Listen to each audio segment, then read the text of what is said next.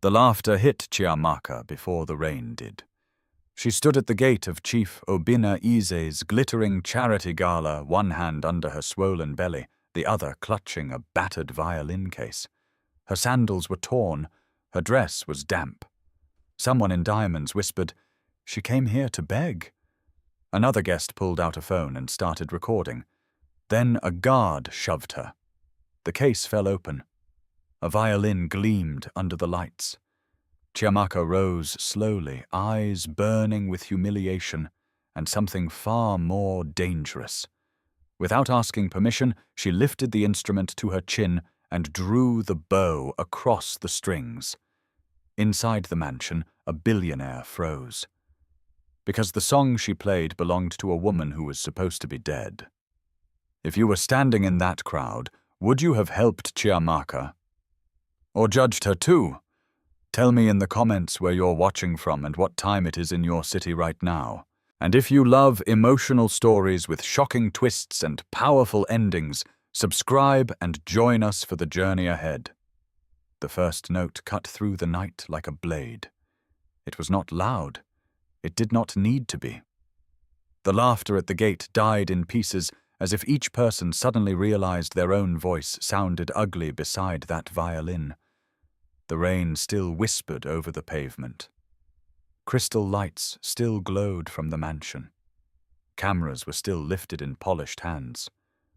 But the world around Chiamaka seemed to dim, surrendering itself to the trembling song rising from her bow.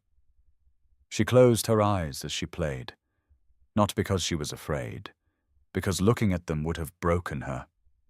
Her fingers moved with the kind of discipline pain could not teach unless pain had lived with a person for years.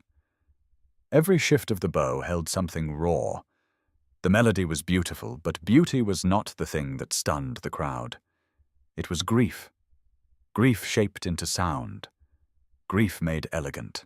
Grief so intimate it felt indecent to hear it in public. The guard who had shoved her took one step back. A woman in gold heels lowered her phone. A young waiter standing under the awning forgot the tray in his hands. Inside the grand ballroom, where velvet curtains framed a stage and champagne shimmered beneath chandeliers, Chief Obina Eze stopped walking. At first he thought it was memory playing a cruel trick. He had been on his way to the podium. The host had just finished praising his generosity. Investors, socialites, politicians, and journalists were waiting for him to speak. But the moment the violin entered through the open doors, everything inside him locked. His hand tightened around the glass he was holding. That melody. No, not possible. The crowd inside noticed the change in him before they heard the music clearly. Obina was known for control. Even his smile looked negotiated. He was not a man who froze. He was not a man whose face emptied itself of color in front of witnesses. Yet now he stood still beneath the chandelier, staring toward the entrance, as though a ghost had called his name. Chief, one of his board members, murmured. Obina did not answer.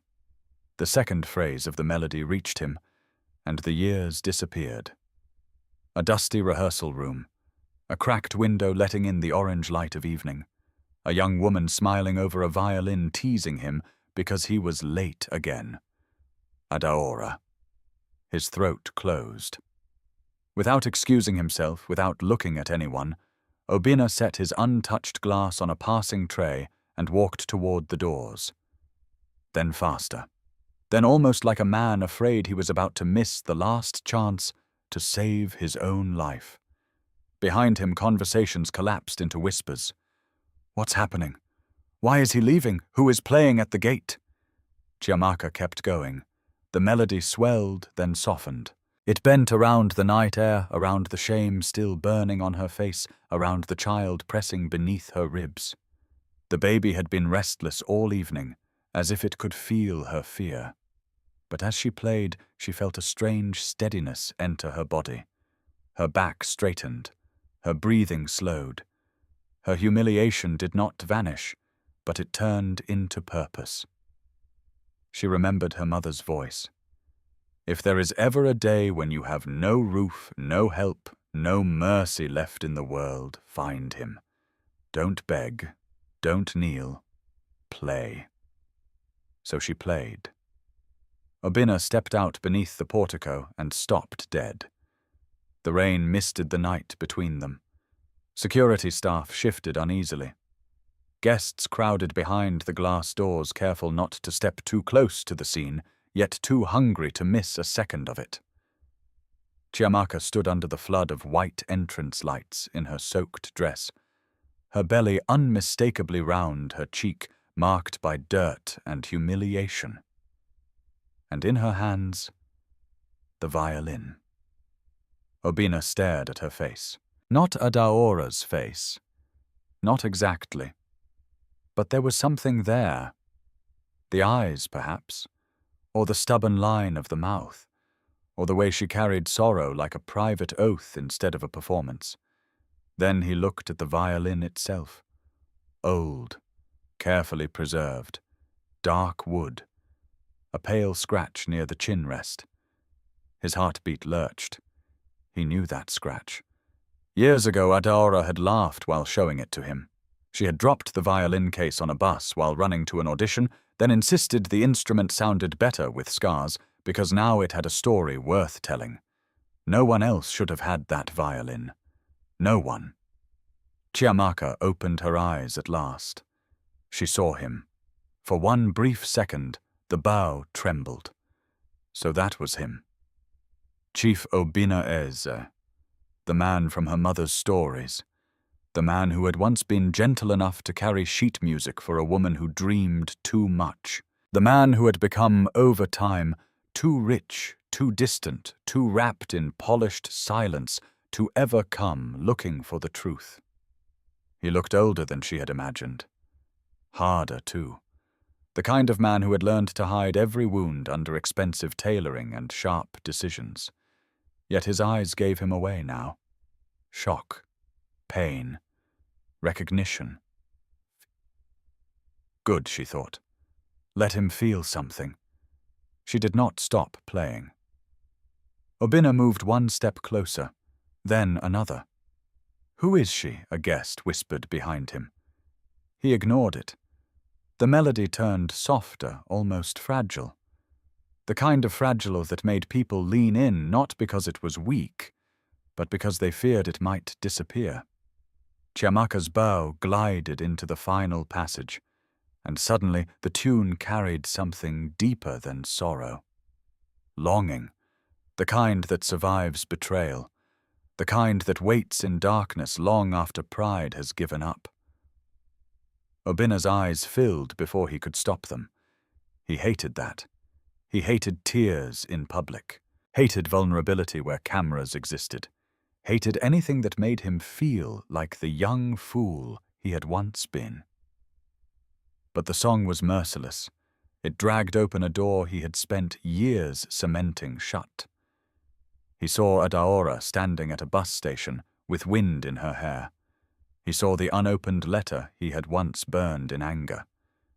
He heard his own voice from long ago saying, "If you walk away now, don't come back." And then the music ended. No one clapped, no one dared. The silence afterward was worse than the laughter had been. It was too complete, too exposed. Even the guests seemed ashamed of their jewelry, their tailored suits, their easy cruelty from a few minutes before. Chiamaka slowly lowered the violin. Her arm ached. Her feet hurt. Hunger twisted in her stomach.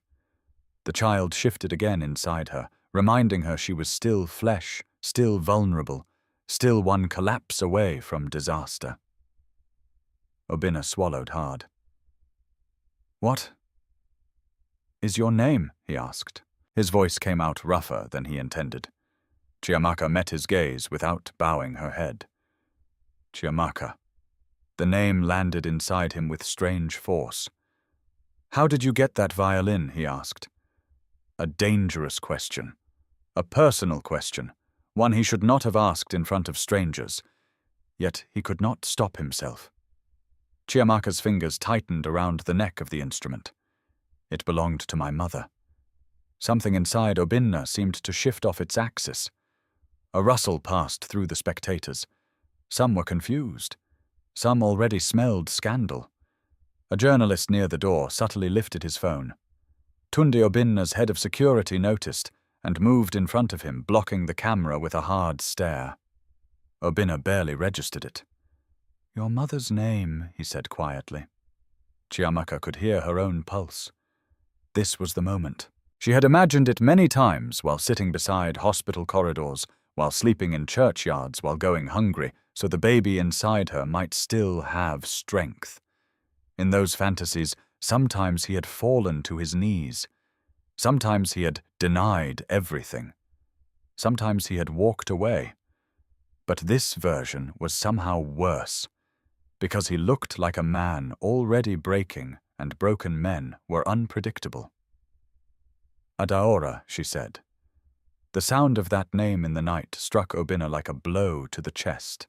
He actually staggered. One of the women behind the door gasped. A man beside her muttered, "My God!" Obinna looked at Chiamaka as if the rain, the guests, the charity gala, the entire city had vanished around her. Adaora. Not a rumor, not a memory, not a ghost. Adaora had reached back into his life through this young woman standing in torn sandals with his past in her hands and a child beneath her heart. "Where is she?" he asked. He already knew somehow that the answer would hurt. Chiamaka's face did not change. That made it worse. "She's gone." Obinna closed his eyes. For a second his polished world cracked wide open, and all the money in Lagos could not have stitched it back together. When he opened them again, Chiamaka was still standing there in the cold entrance light, proud despite the dirt on her dress, exhausted despite the steel in her spine. And for the first time in many years, Obinna Eze felt something he could not buy, command, or bury. Dread. Because whatever truth had come to his gate tonight, it had not come alone. It had arrived carrying judgment. For several long seconds nobody moved. The rain thinned into a cold mist. The cameras stayed lowered, not out of respect, but out of uncertainty. Wealthy people were often brave only when they knew where power stood. Tonight, power itself looked shaken. Chiamaka adjusted her grip on the violin case and fought to steady her breathing. The baby pressed hard beneath her ribs. She had not eaten since noon, unless watered-down tea from a roadside stall counted as food. Her back ached. Her ankles were swollen. The bruise from the guard's shove was beginning to pulse under her skin. But she refused to bend. Not now, not in front of these people, not in front of him. Chief Obinna Eze took another step forward. Tunde moved instantly. "Sir," the security chief said in a low voice, "please let me handle this." Obinna lifted a hand without looking at him. "No." It was a small gesture, but final. Tunde fell back, though not far. His eyes stayed on Chiamaka, sharp and suspicious, reading every movement, every breath, every blink. He had protected Obinna for years. He knew better than most how many smiling faces had tried to get close to the billionaire, with lies in their mouths and greed under their tongues. To him, this woman at the gate could be anything. A desperate stranger, a trained manipulator, a scandal waiting to happen. Yet even Tunde, disciplined as he was, could not ignore what he had just seen in his employer's face when the name Adaora was spoken. Obinna stopped an arm's length away from Chiamaka. Up close, the differences between memory and reality sharpened. She was younger than he had first thought, not more than her mid-20s. Exhaustion had carved shadows under her eyes, but it could not erase the quiet dignity in her posture. Rain had dampened the loose braids around her face. Her dress was worn thin at the seams. One sleeve had been mended by hand. Her violin case looked older than some of the luxury cars parked outside the estate. And yet none of that was what struck him hardest. It was her eyes. Adora's eyes had been full of light even when life gave her none. Chiamaka's carried the remains of that same light after too many storms. Obina's voice dropped. "How did your mother die?" The question cut the air. A few guests shifted uneasily. Even in a city that thrived on gossip, there was something indecent about listening to grief naked in the open. Chiamaka stared at him for a moment before answering. Slowly, she said. The word landed harder than a scream. Obina's jaw tightened. Chiamaka continued, her tone calm in a way that made every syllable more brutal. She died after years of working herself sick. She taught music when people would pay. She cleaned houses when they wouldn't. Some nights she skipped meals so I could eat.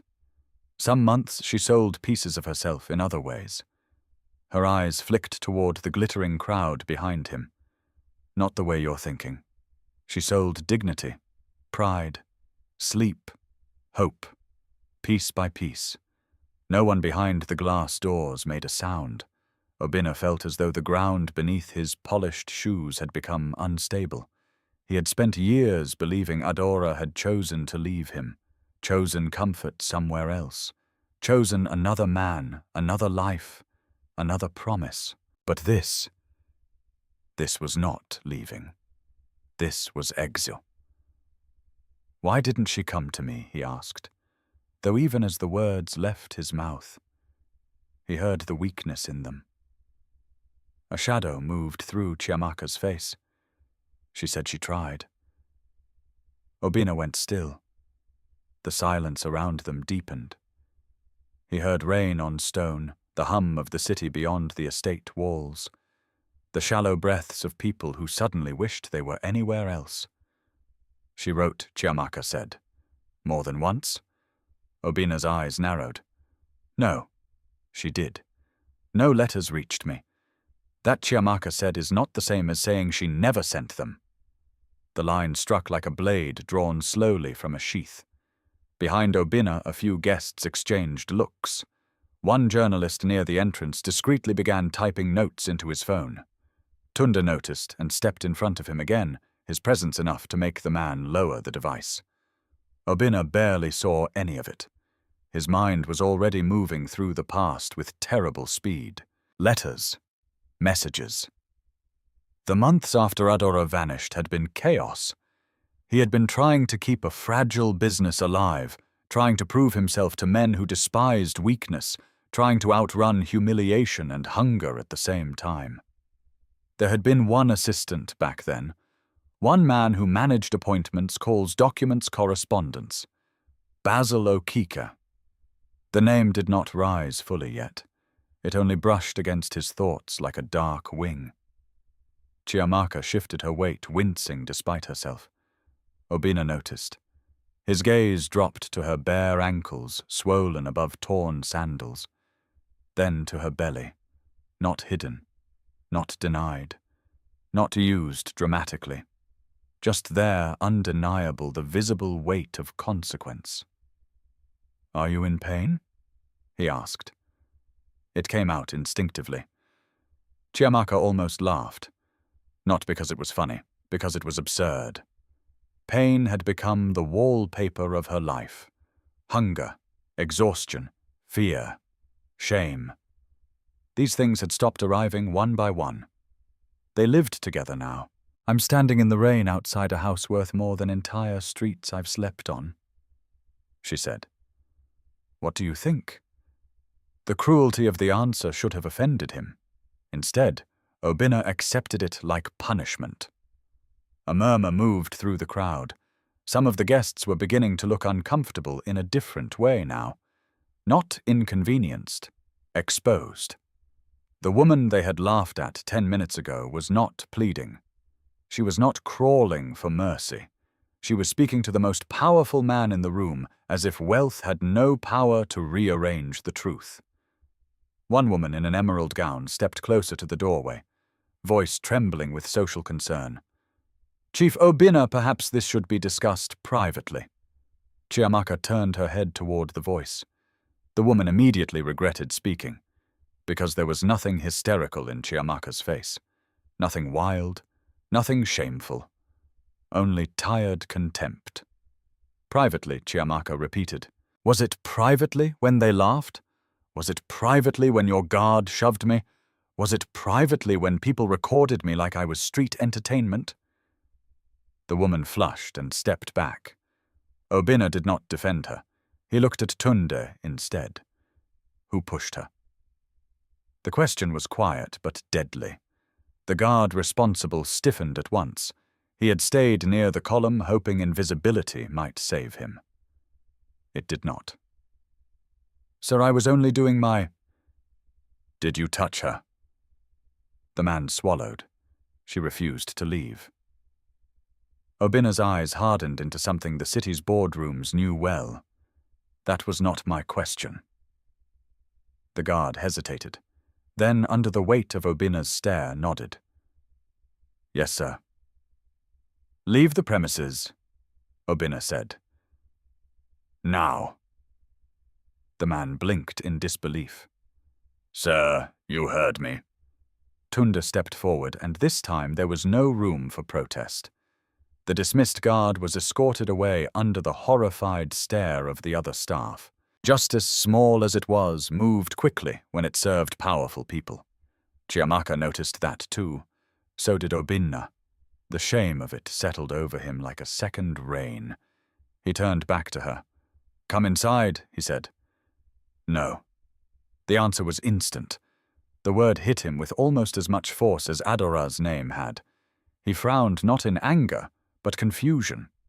"You're soaked. You need food, medical attention, rest." "I didn't come for charity. That is not what I'm offering." Chiamaka's expression sharpened. "Then what are you offering?" "Regret, guilt. A warm room to make yourself feel less like the man who left my mother to die." Poor. Obinna took the blow without flinching, but those close enough saw it land. "I didn't know," he said. Chiamaka's voice stayed level. "And whose fault is that?" Again no answer, because any answer would be ugly, because ignorance protected by pride was not innocence. The baby shifted hard inside her, and this time the discomfort forced a small sound from her throat. Not dramatic, just human. Immediate. Dr. Amara, who had been standing among invited donors near the entrance, stepped forward at once.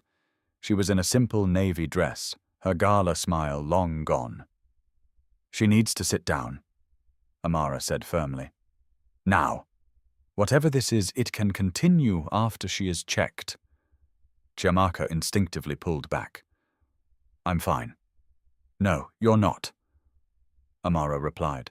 "You are overtired, underfed, and far too close to collapse for someone trying to prove she doesn't need help." The bluntness startled a few people. It startled Chiamaka too. Amara softened her tone only slightly. "Let me examine you, that is all." Chiamaka hesitated. Pride and survival wrestled inside her. Pride had carried her this far. Survival reminded her there was someone else inside her body now. Obinna watched the struggle in her face. He understood something then that he should have understood years ago. This young woman standing before him had not come to beg for entry into his world. She had come to force the truth, to stand where lies had once stood comfortably. Nothing more, nothing less. Chiamaka lifted her chin and looked directly at him. "I came because my mother made me promise something," she said. "She said if I ever had nothing left, I should find Chief Obinna Eze and play that song where he could hear it." Obinna's throat tightened. "Why that song?" he asked. For the first time since the confrontation began, Chiamaka's composure flickered.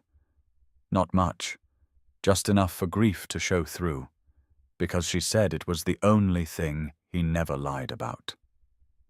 Obinna stared at her. The sentence went through him like fire. Around them the night held its breath. Then Chiamaka opened the violin case, reached inside, and pulled out a folded envelope, worn soft at the edges by time and handling.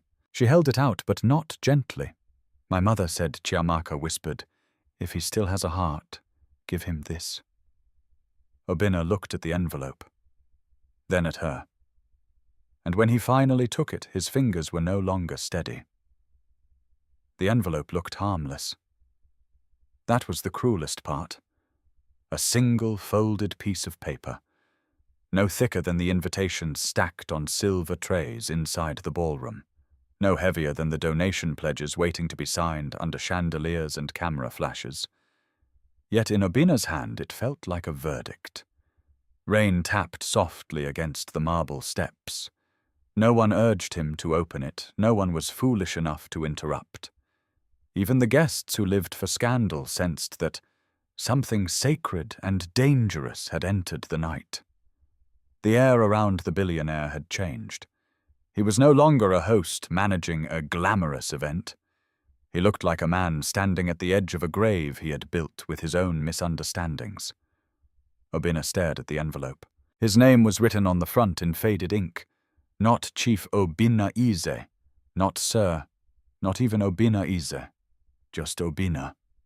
His breath caught. Adaora had always refused to dress him in titles. Even when his first deals began succeeding, even when people around him started straightening their backs in his presence, she had mocked all of it with affectionate ease. "One day they will call you important," she used to say. "Promise me you won't become boring too." He had laughed then. He did not laugh now. Slowly he slid his thumb beneath the flap. The paper inside was worn thin from years of folding and unfolding. The ink had bled slightly in places as though tears or rain had touched it long ago. Obina's vision blurred before he had even read the first full line. "My Obina."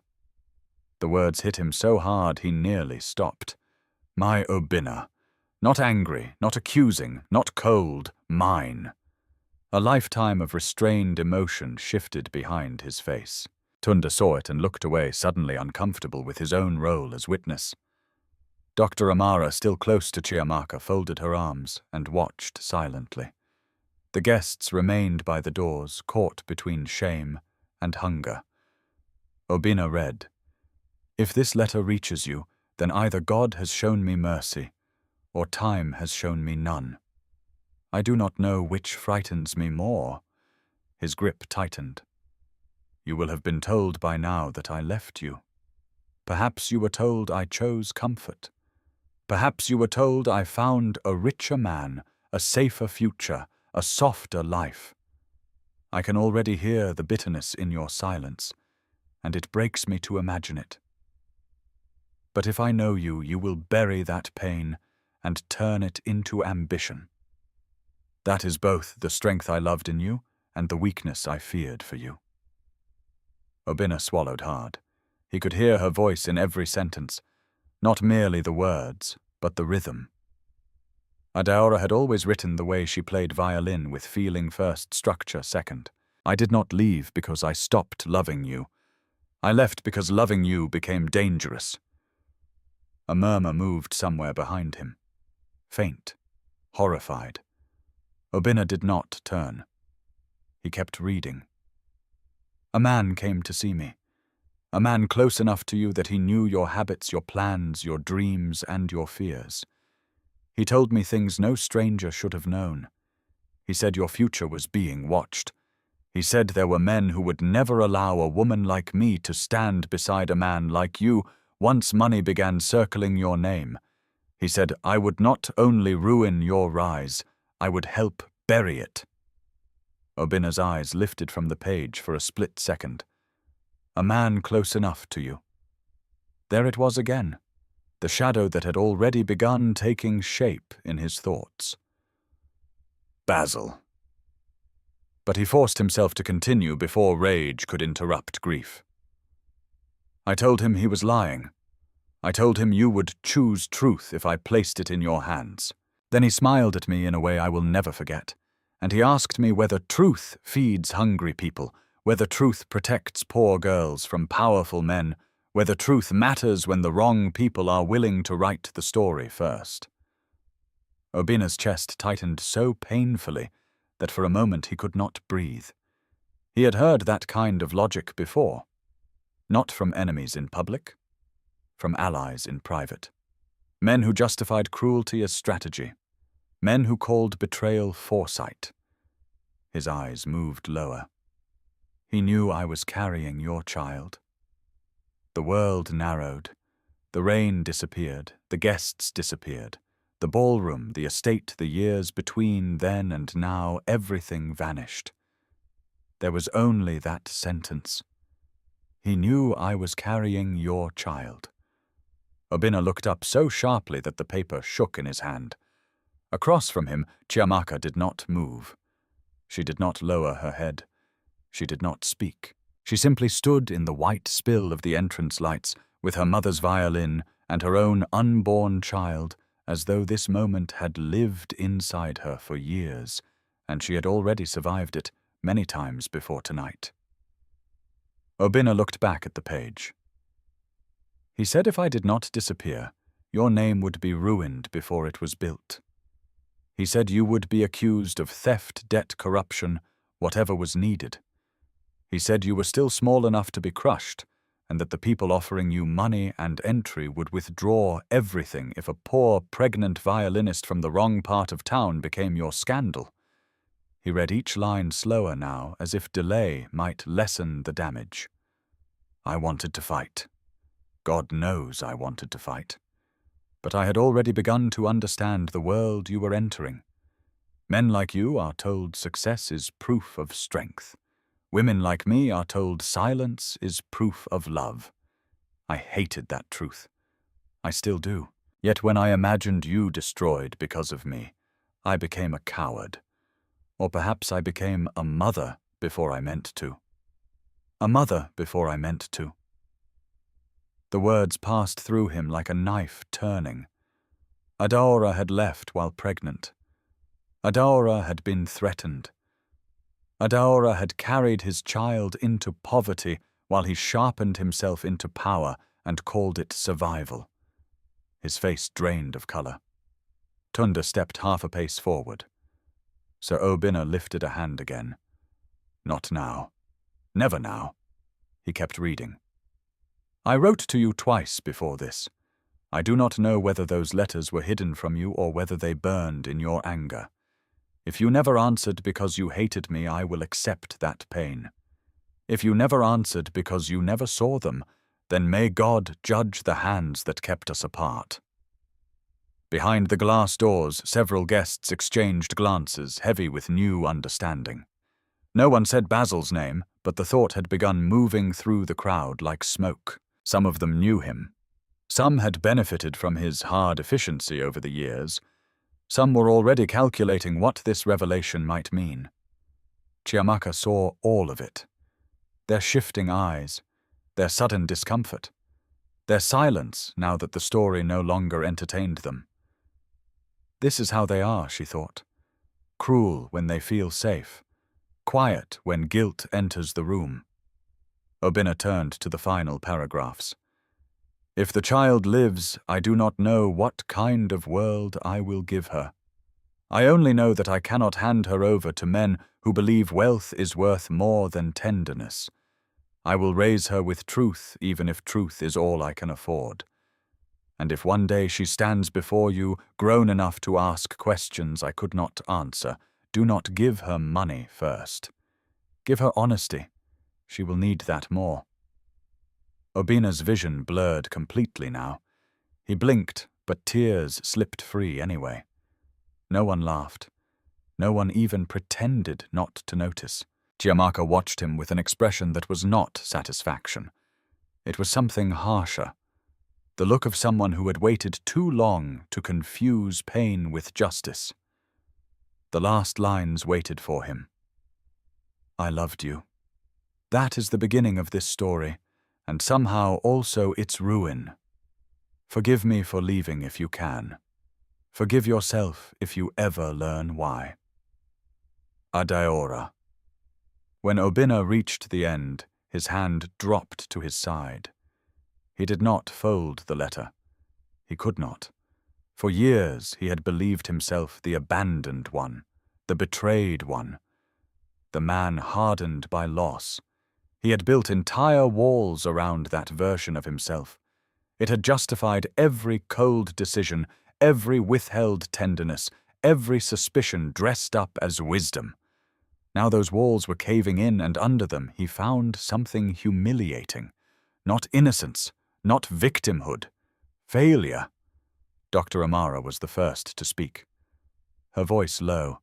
She needed to sit down 10 minutes ago. The practicalness of the sentence saved Obina from collapsing into silence. He turned toward Chiamaka, as if seeing her again for the first time, not as a messenger, not as a threat, not as a living wound from the past, but as a pregnant woman who had come to his gate carrying more history than anyone should ever have to carry alone. "Bring her inside," he said hoarsely. Chiamaka's expression hardened at once. "No." Obina looked stunned. "Chiamaka, no." Her voice rose for the first time, not into shouting, but into unmistakable force.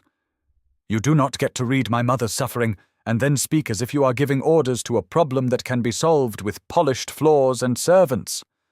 A few guests lowered their eyes. One older man near the entrance quietly slipped back into the ballroom, unwilling to be seen in the moral wreckage of the night.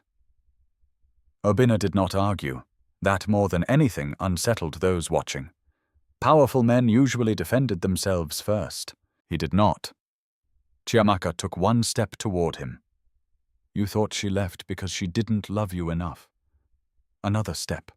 "You became rich on top of a lie and never once looked hard enough at that lie to question who handed it to you." Another.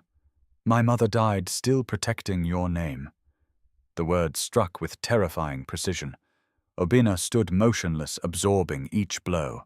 "And I," Chiamaka said, one hand bracing the weight of her belly, "have spent the last 3 months sleeping in church compounds, bus shelters, and clinic corridors, while men laughed at me the same way they once looked at her.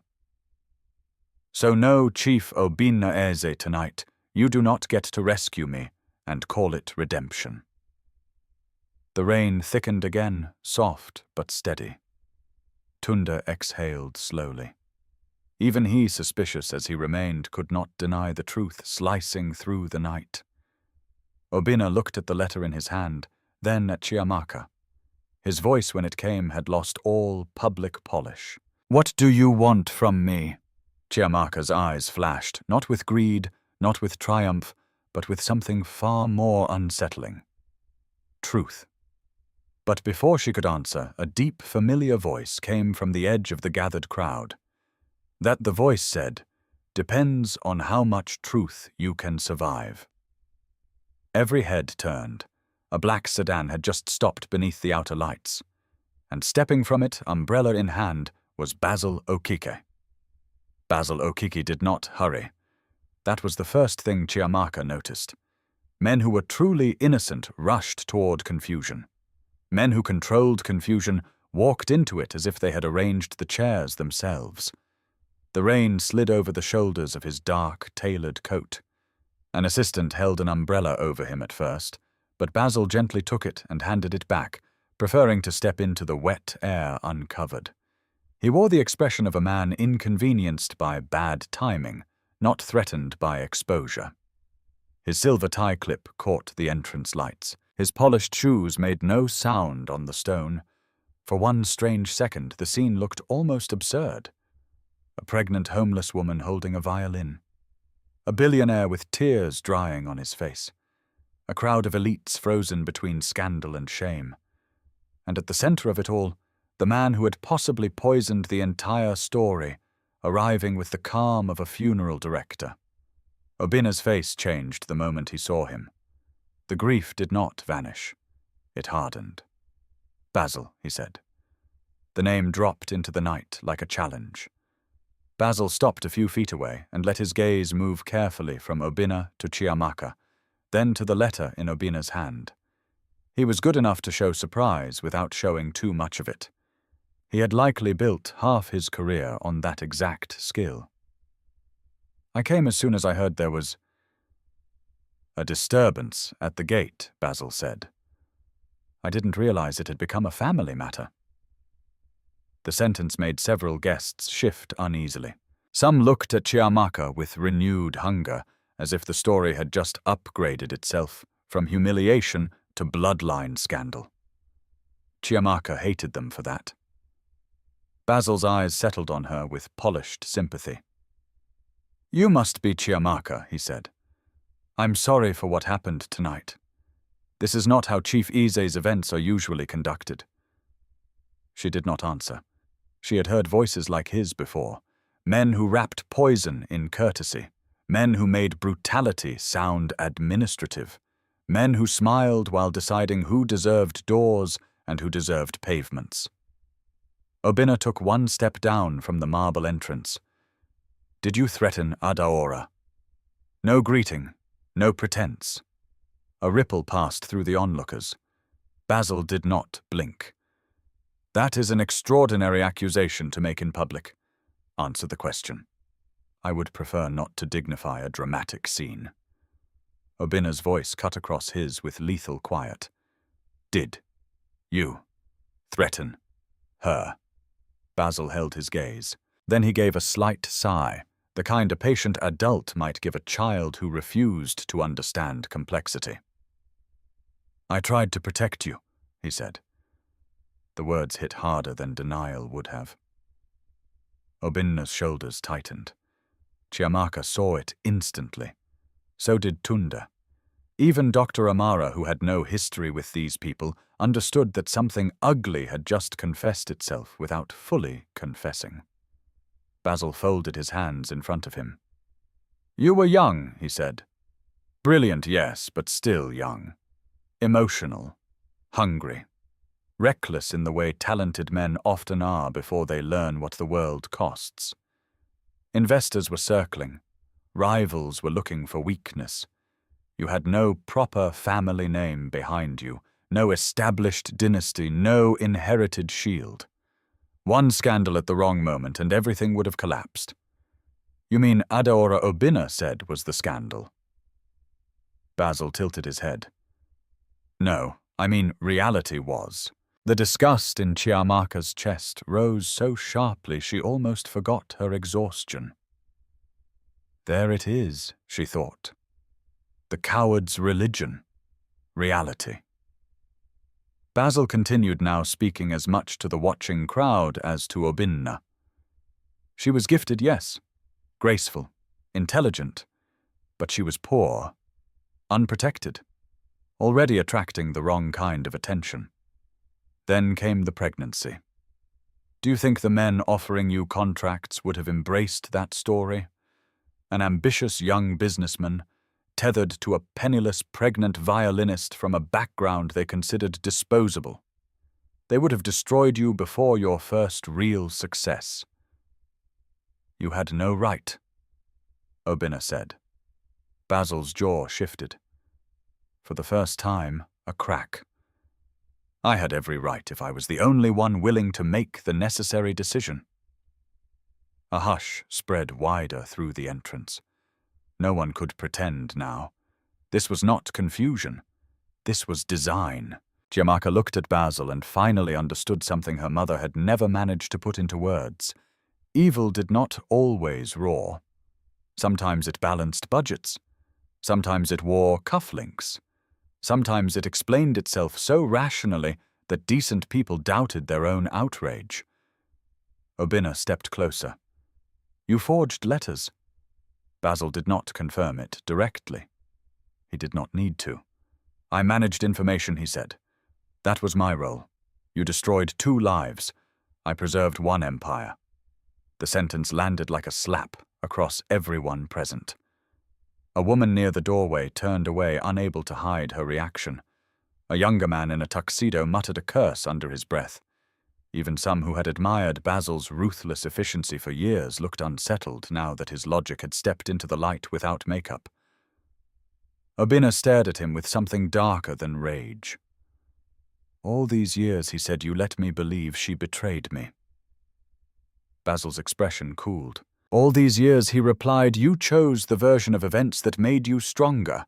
That shut the air out of the night. because it was not wholly false. Chiamaka saw the blow land.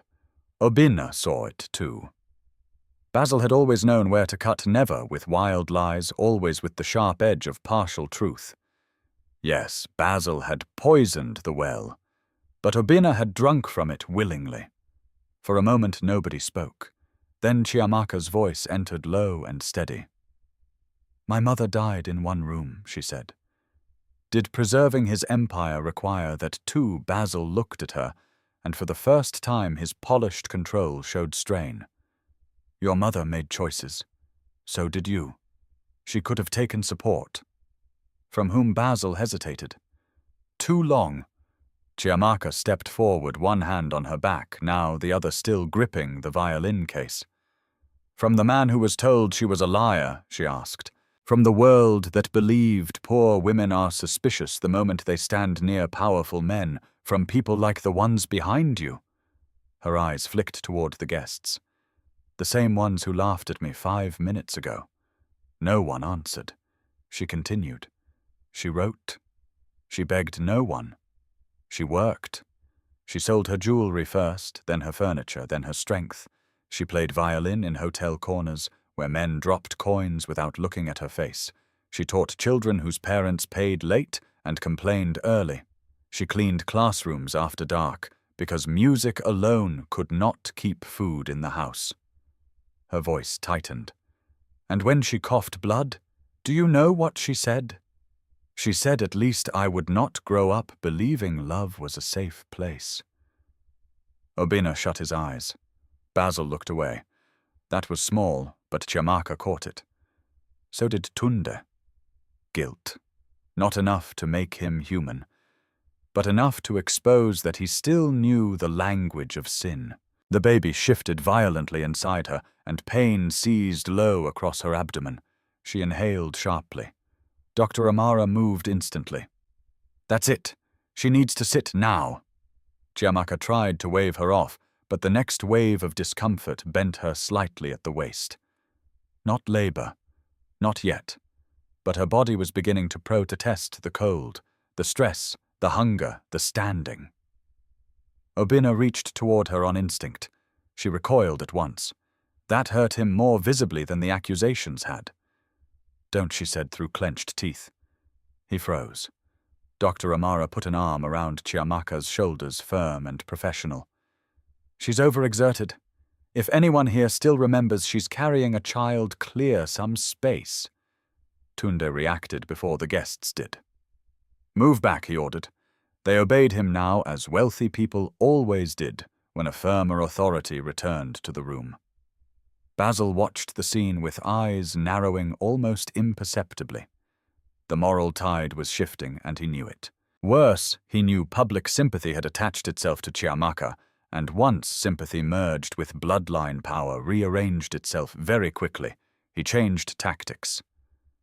"Chief," he said, softening his tone, "this does not have to become a spectacle.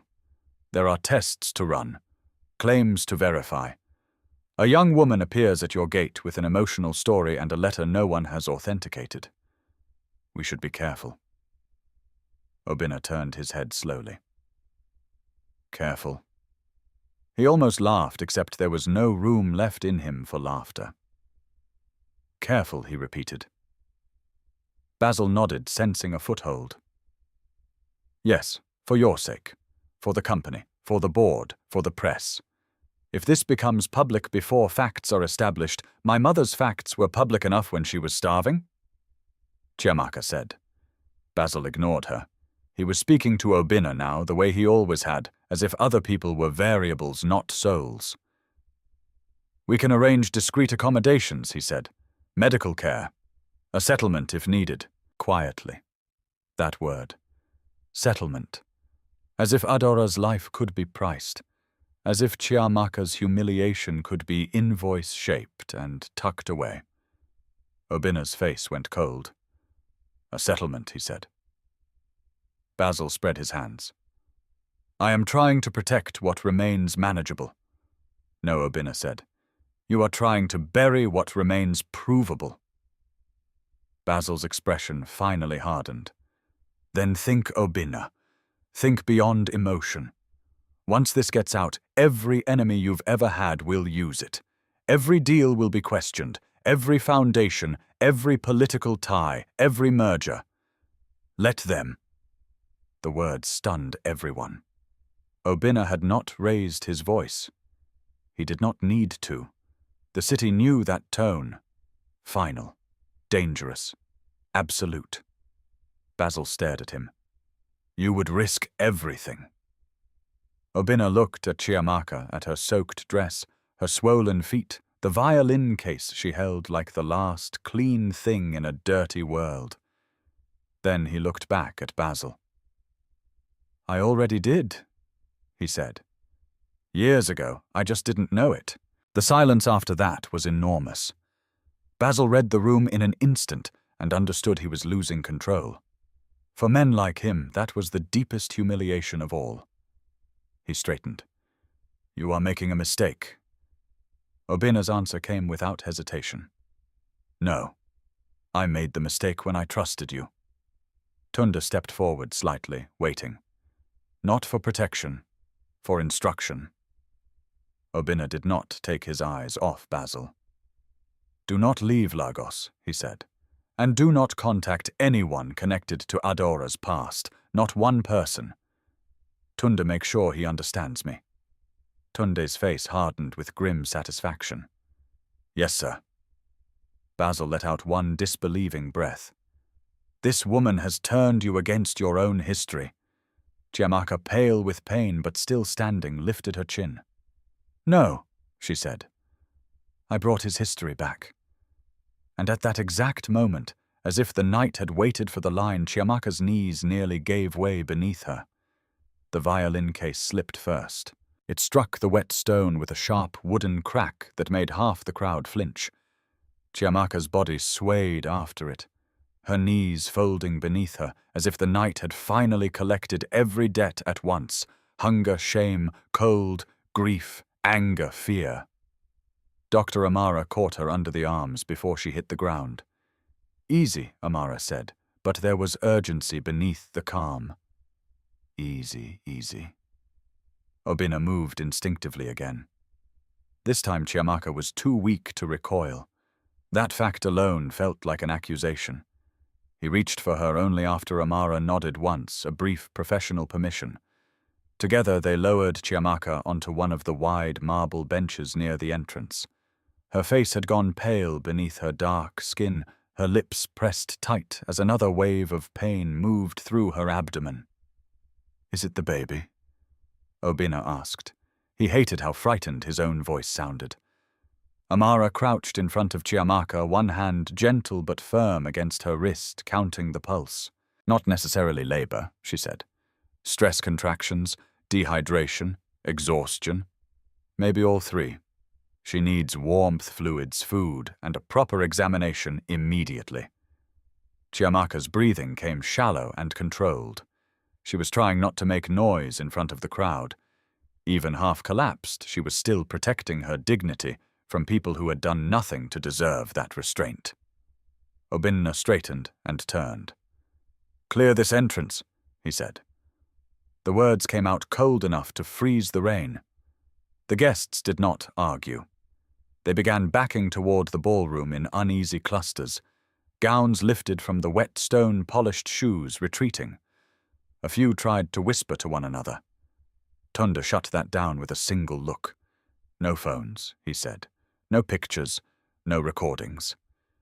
Anyone who leaves with footage of tonight will answer to me personally. That threat carried weight. Several guests immediately lowered their devices.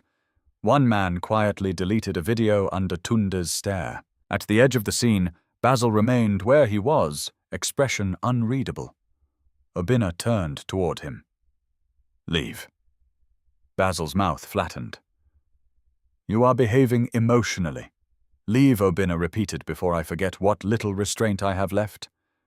For a moment it seemed Basil might resist.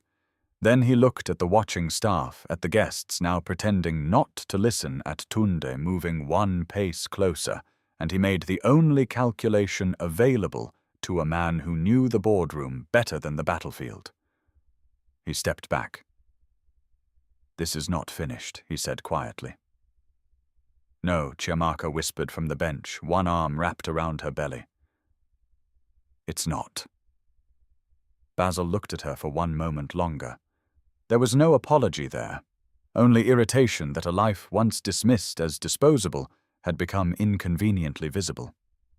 Then he turned and walked into the rain. Obinna watched him go, but his attention snapped back the instant Chiamaka shut her eyes and tilted forward with another sharp breath. "Inside." "Now," Amara said. Chiamaka opened her eyes. "No ballroom." "Trust me," Amara replied. "I have no interest in parading you through chandeliers." That almost drew something like a broken smile from Chiamaka, but the pain stole it. Obinna bent to pick up the violin case himself. It had skidded open again, exposing the instrument. He saw the old wood glistening under the entrance lights and carefully closed the latches with a tenderness that surprised even him. Then he looked at the folded letter still in his other hand. Adaora's handwriting, Adaora's fear, Adaora's mercy. And between all of it, one unbearable possibility now pressing against his ribs, harder than any public scandal ever could, Chiamaka might truly be his daughter. Not metaphorically, not morally, not in the soft emotional way tragedies sometimes linked strangers. Blood, flesh. The child Adora had carried away from him while he mistook abandonment for betrayal. Amara rose. "Can she walk?" Chiamaka answered, before anyone else could. Yes. It was a lie. They all knew it. She tried anyway, her hand pressed to the bench, her shoulders squared. But the moment she pushed to stand, the world tilted visibly around her. Obinna stepped closer. "Stop proving things to people who don't matter." The sentence came from somewhere deeper than strategy. It sounded almost like a plea. Chiamaka looked up at him, breathing hard. "That's easy for a man like you to say." He took the blow without flinching. "Yes." That simple answer unsettled her more than defense would have. No argument, no wounded pride, just yes. Amara made the decision for all of them. Tunde. He moved at once. "Help me," she said. "We're taking her to the East Guest Wing. Private entrance, no staff except the house nurse and kitchen." Chiamaka tensed. "I said I didn't come for charity." Amara leaned close enough that only the people nearest heard her. "This is not charity. This is prenatal emergency care while your body threatens to shut down in expensive weather." Chiamaka met her gaze for a long second, then exhaled through the pain. "Fine," she muttered. Tunde extended an arm with cautious respect. Not grabbing, not forcing, offering. After a moment, Chiamaka took it. They moved through a side corridor of the estate, away from the ballroom, away from the music and false laughter and clinking glass. The difference between the two worlds inside the same property felt obscene. One side glittered with wealth celebrating itself. The other went silent to make room for the consequences wealth had once abandoned. As they walked, Obinna followed a few steps behind, carrying the violin case and the letter.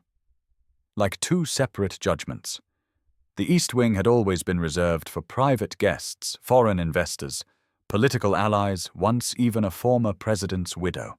Tonight, the first person to enter it with genuine need was a homeless, pregnant violinist in torn sandals. That realization lodged in Obinna's throat like glass.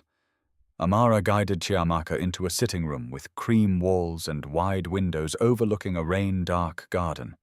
A fire had not been lit, but the room was warm. Too warm, perhaps, after the cold outside. Chiamaka swayed as her body adjusted. "Sit," Amara ordered. This time Chiamaka obeyed without argument. A house nurse was summoned. So was warm water. Soup, fruit, dry towels, clean blankets. Everything arrived quickly, almost absurdly quickly. The machinery of wealth moved at astonishing speed, when the powerful finally decided a life mattered. Chiamaka noticed that too. She noticed the soft rug beneath her feet when her wet sandals were removed, the silver tray set down beside her, the thick blanket around her shoulders, the way servants kept their eyes lowered now, respectful, perhaps ashamed, perhaps merely afraid. She hated that her body responded before her pride did. The first sip of warm water almost broke her. The steam from the bowl of soup made her realize just how hungry she had been. Hunger, once acknowledged, became humiliating. Amara knelt beside her, checking her abdomen with practiced hands, asking measured questions. How far along? 8 months. Any bleeding? Dizziness before tonight? Yes, swelling. Chiamaka gave her a look. Amara nodded. Right. Obvious question. Tunda stood near the door, silent and watchful. Obina remained farther back by the fireplace, like a man unsure whether he belonged in the same room as the damage he had inherited from his own past. Finally, Amara rose and faced him. She's stable for now, she said, but she needs monitoring. The baby's active. That's good. Her blood pressure is high. Also not surprising after what she's been through. Stress like this can trigger early labor if it continues. Obina nodded once. Whatever you need. Amara's eyes sharpened. What I need is less whatever you need, and more no more public shocks tonight. His gaze moved to Chiamaka involuntarily. She was drinking soup now, slowly, every motion careful. Her braids clung damply around her face. Without the raw spectacle of the gate, she looked younger. Not weaker exactly, just more brutally human. A woman who had survived by refusing softness because softness had not been safe. Amara followed his gaze and lowered her voice. If there are truths still waiting to explode, she said they can wait until morning. Chiamaka heard her anyway. No, she said. Everyone looked at her. She set the bowl down with deliberate care. No more waiting. The room changed. Obina took one step forward. You should rest. I've rested in bus stations, she said. I've rested on church benches. I've rested under stairwells in clinics where nurses pretended not to see me because pity takes energy people save for those who can pay. I'm done resting while lies stay awake. Tunde's expression shifted. Just slightly. Respect reluctant and undeniable. Chiamaka reached into the inside lining of the violin case. Everyone in the room stilled. From a hidden seam beneath the faded velvet, she drew out a smaller bundle, old papers wrapped in cloth. Obina stared. My mother didn't leave only the letter, she said. Her fingers trembled, whether from fatigue or memory it was hard to tell. She left proof. The cloth fell away. Inside were documents browned by time. Copies of letters, a clinic form, a photograph, and one small birth record, edges curled, preserved, not because life had been gentle enough to protect it well, but because desperation had protected it fiercely. Obina's pulse pounded in his ears. Chiamaka looked directly at him. She told me to give you the letter only if you still had enough heart left to read it, she said. But these... She touched the stack with 2 fingers. These were for the day I could no longer survive on her silence. Amara stepped back, suddenly aware she was standing at the threshold of something larger than medicine. Tunda closed the door. Rain tapped against the windows. The fire still had not been lit yet. The room felt hot. Chiamaka pulled one paper free and held it out, not with the trembling hope of someone asking to be believed, but with the exhausted force of someone who no longer cared whether belief was comfortable. Obina took it. It was a clinic intake form. Adaora's name, a date from nearly 26 years ago, and in the line marked father of child, written in Adaora's unmistakable hand, were 2 words that made the room seem to fall away beneath him, Obina se. The paper did not shake in Obina's hand. he wished it had. A trembling hand could have given him an excuse, something to blame on age, shock, exhaustion, even imagination. But the clinic form stayed terribly steady between his fingers, as if truth had arrived too solidly to be softened by emotion. Obinna Eze. His name sat there in Adaora's handwriting with quiet certainty. No drama, no manipulation, no room for interpretation. Just a fact she had preserved while everything else in her life had been stripped down to survival. The room remained still. Rain touched the windows in a patient rhythm. Somewhere farther inside the estate, the gala still existed in fragments, music restarting staff, whispering glasses being collected, donors trying to decide whether to leave or pretend nothing had happened. But in the east guest wing, the real center of the night had moved here to a tired woman under a blanket and a piece of paper that made millions of dollars feel suddenly irrelevant. Obinna read the line again. Then again. He lowered the page slowly and looked at Chiamaka. She did not look triumphant. That would have been easier. Triumph could be challenged, resented, distrusted. But what sat in her face now was something harder to meet, exhaustion stripped of performance. She had not brought proof like a weapon to win a prize. She had brought it like a final breath from a drowning person. Amara glanced between them and folded her arms tighter. Tunda remained by the closed door, alert but silent, as if guarding not just the room now, but the fragile boundary around the truth itself. Obinna swallowed. "When did she give you these?" he asked. Chiamaka leaned back into the chair, one hand absently resting over the side of her belly where the baby had gone quiet again. "A week before she died," she said. The sentence entered the room softly, and did the most damage that way. Obinna looked back down at the papers. His eyes moved over the dates, the clinic stamp, the handwritten notes in the margins. Adaora had always added little notes everywhere on sheet music, bills, recipes, scraps of newspaper. She hated empty margins, said they looked lonely. She made me promise not to use them unless I had no other choice. Chiamaka continued. She said if I could build a life without putting your name at the center of it, I should. She wanted me to have dignity before inheritance, work before rescue, truth before wealth. Obinna shut his eyes briefly. That sounded like Adaora. Too much like her. She still believed you were worth saving from bitterness. Chiamaka said not cruelly, which somehow made it crueler, even at the end. No one spoke for several seconds. Then Tunda did something unexpected. "Sir," he said carefully, "we should authenticate all of this immediately." Chiamaka's head turned toward him. The old suspicion rose at once in her face, and Obinna saw it. Tunde saw it too. He went on before she could speak.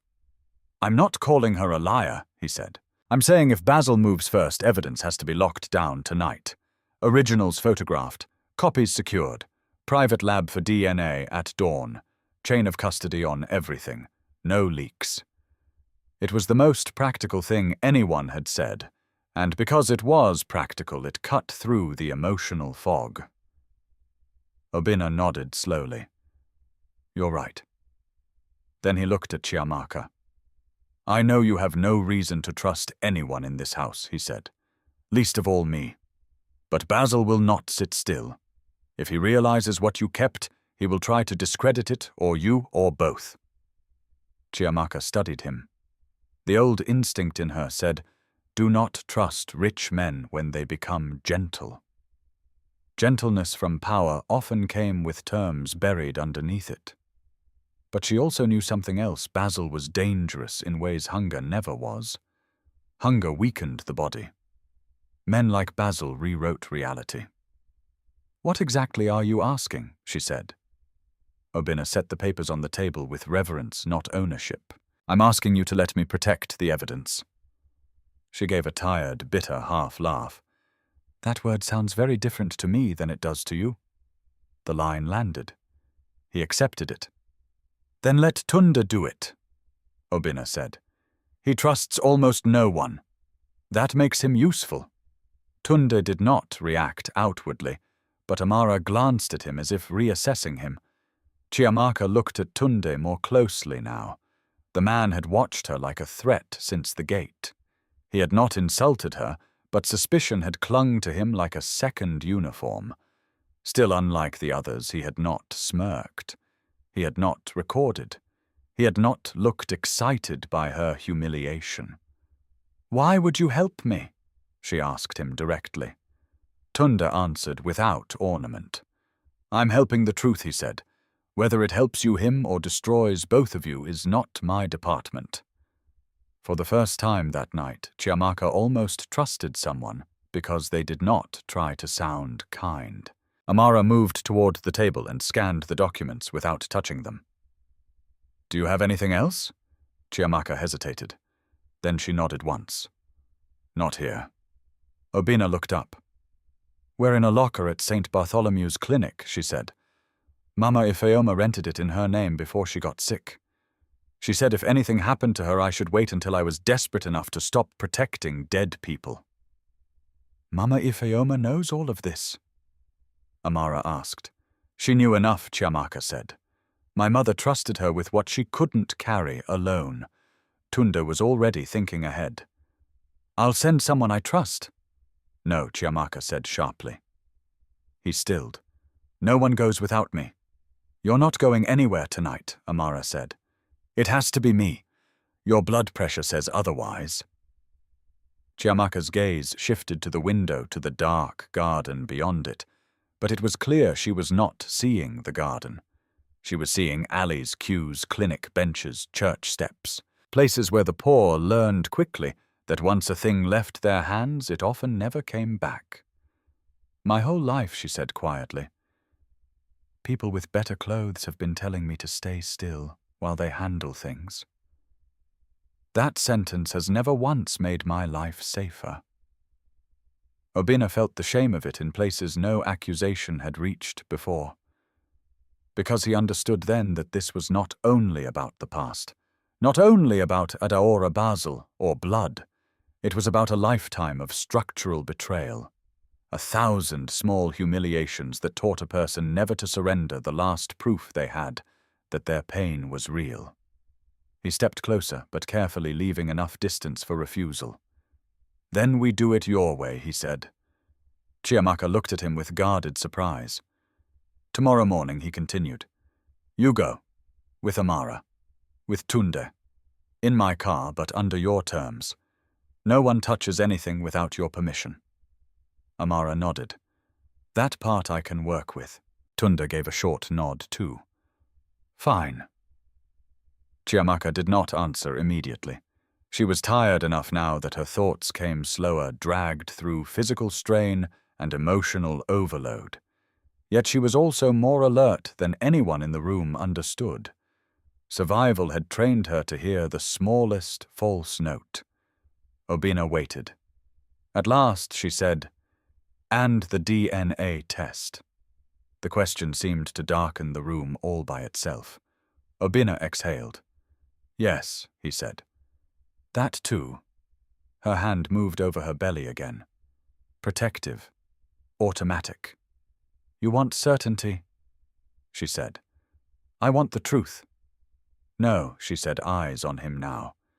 "You want proof strong enough that your world can't wriggle away from the truth." The precision of it silenced him. Because yes, that was exactly it.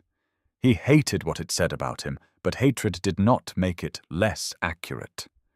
Love, grief, intuition, guilt, none of those survived boardrooms, lawyers, shareholders, enemies. In his world, truth without proof became rumor by morning. "Yes," he said finally. "I want that too." Chiamaka leaned back and looked suddenly older than her years. "My mother used to say rich people never believe pain until a document signs it." Amara's face tightened. Tunde looked away. Obina absorbed the sentence in silence. After a moment, Chiamaka continued more softly. "But I'll do it. Not because I need your name. I need my child born into something cleaner than this. That sentence shifted the room again, not because it forgave anything, because it revealed what still lived beneath all her anger responsibility. She was already thinking one generation ahead, exactly the way Adaora had. Amara stepped in before the conversation could deepen further. "Enough for tonight," she said. "She needs rest. Actual rest, not dramatic revelations under blood pressure and dehydration." She pointed first at Obinna. "You. Out." Then at Tunde. "You stay near the door but outside the room. No men inside while she sleeps unless the house is on fire." Tunde accepted the order with surprising ease. Amara pointed lastly at the table. "And these don't leave my sight until they're sealed." Obinna should have objected. He owned the house. He commanded people. He was not used to being ordered around in his own east wing. Instead, he almost felt relief. Something about Amara's blunt authority prevented the night from dissolving completely into memory and guilt. He looked once more at Chiamaka.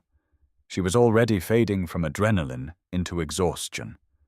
The soup sat half-finished. The blanket had slipped slightly from one shoulder. Her face, without anger animating it, carried traces of the girl she must once have been before hardship trained softness out of her expression. He wanted to say many things. "I'm sorry. I should have looked for her. I should have questioned everything. I should have found you." But the weight of those sentences felt obscene beside what she had lived through. So he said only, "You will have whatever medical care you need." She did not thank him. Good, he thought bitterly. Gratitude would have been unbearable. Instead she asked, "Will Basil run Tunde?" answered from the door. "Not yet. Men like him don't run when they still think they can rewrite the ending." Chiamaka gave one slow nod. Then she looked at Obinna again, and the next question came so quietly it was almost worse than if she had shouted it. "When you believed my mother betrayed you," she asked, "did you ever miss me without knowing I existed?" Obinna stopped breathing.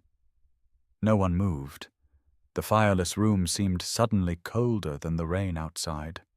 He looked at her, not the billionaire now, not the wounded lover from years ago, not the man calculating fallout.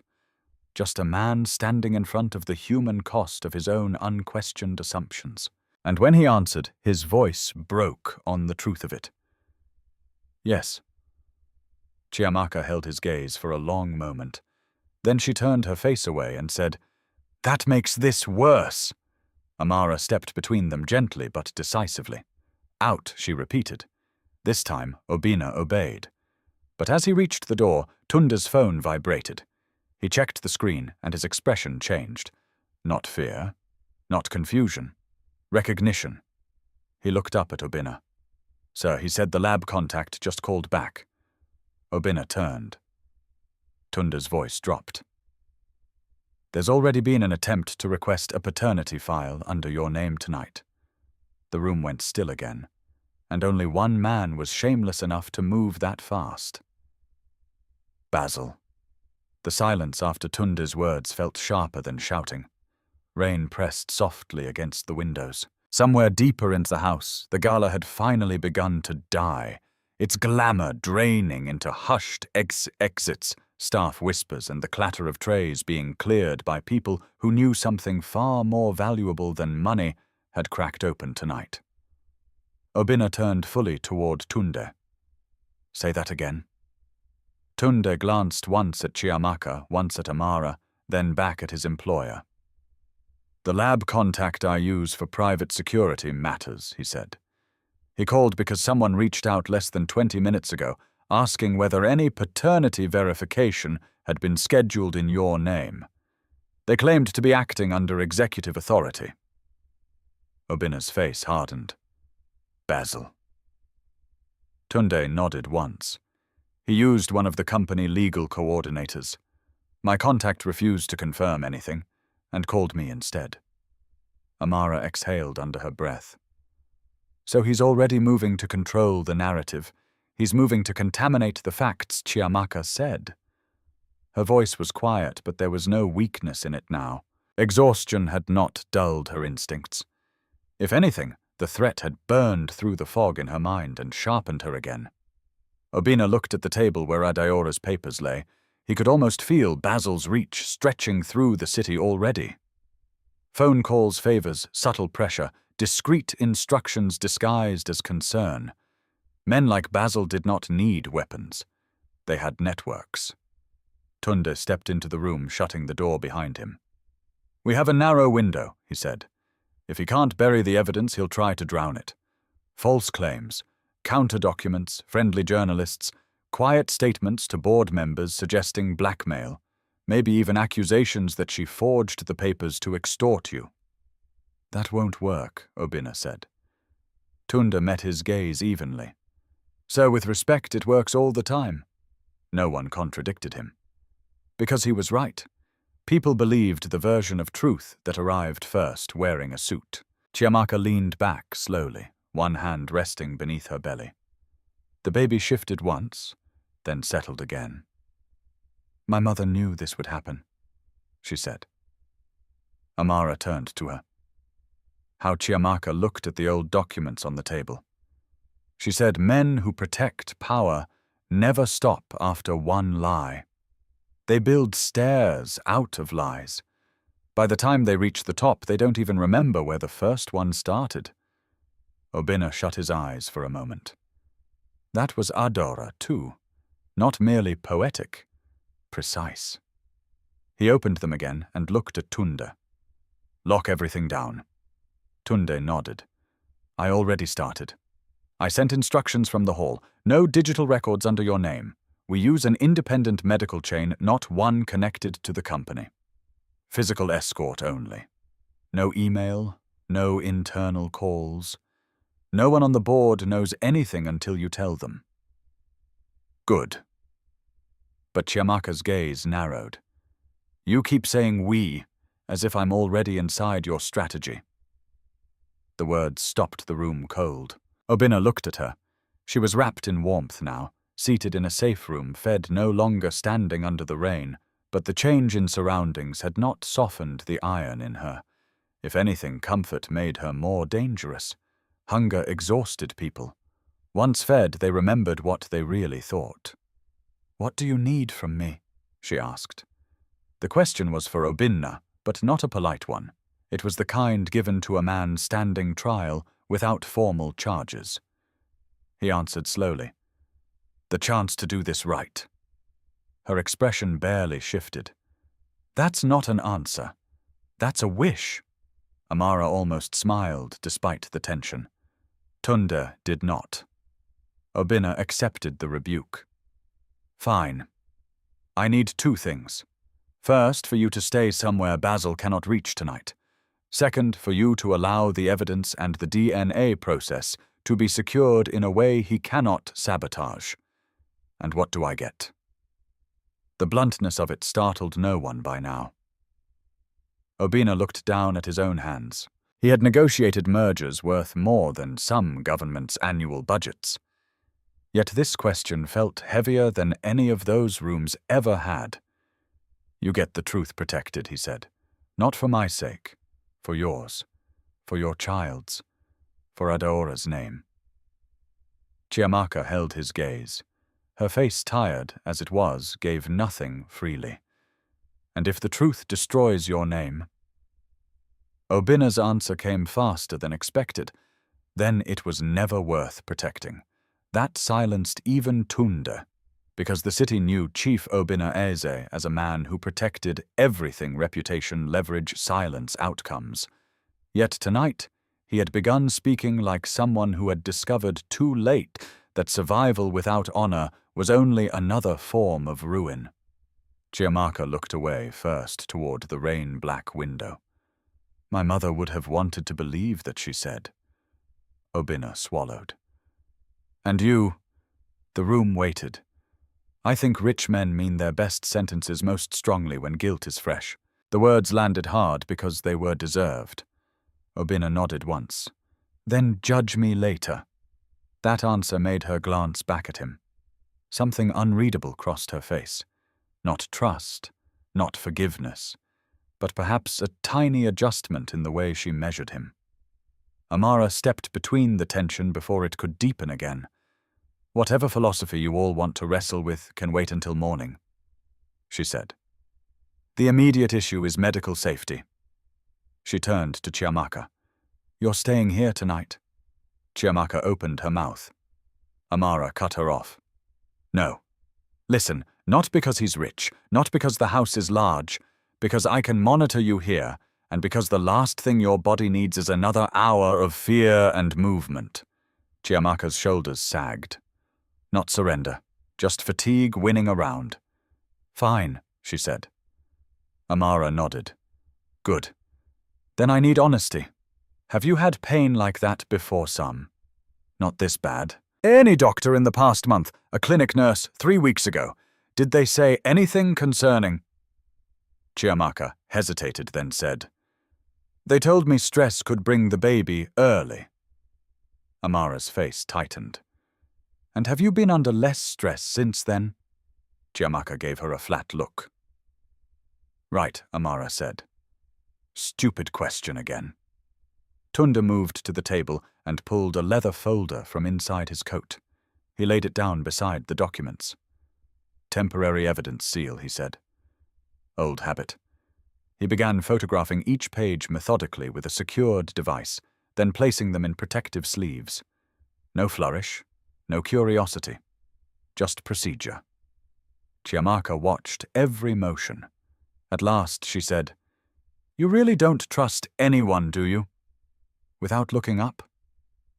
Tunde answered, "Trust is expensive. Most people can't afford it." The line hung in the room like a bitter proverb. Chiamaka understood it too well. So did Obinna.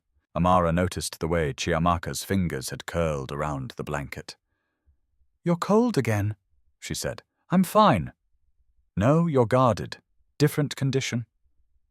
A flicker, small, unwilling, crossed Chiamaka's face. For the first time that night, she nearly smiled.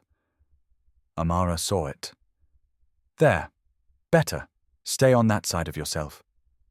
Obinna turned toward the fireplace at last and lit it himself instead of calling staff. The small act startled Tunde more than it did Chiamaka. Men like Obinna did not usually bend for matches when employees existed.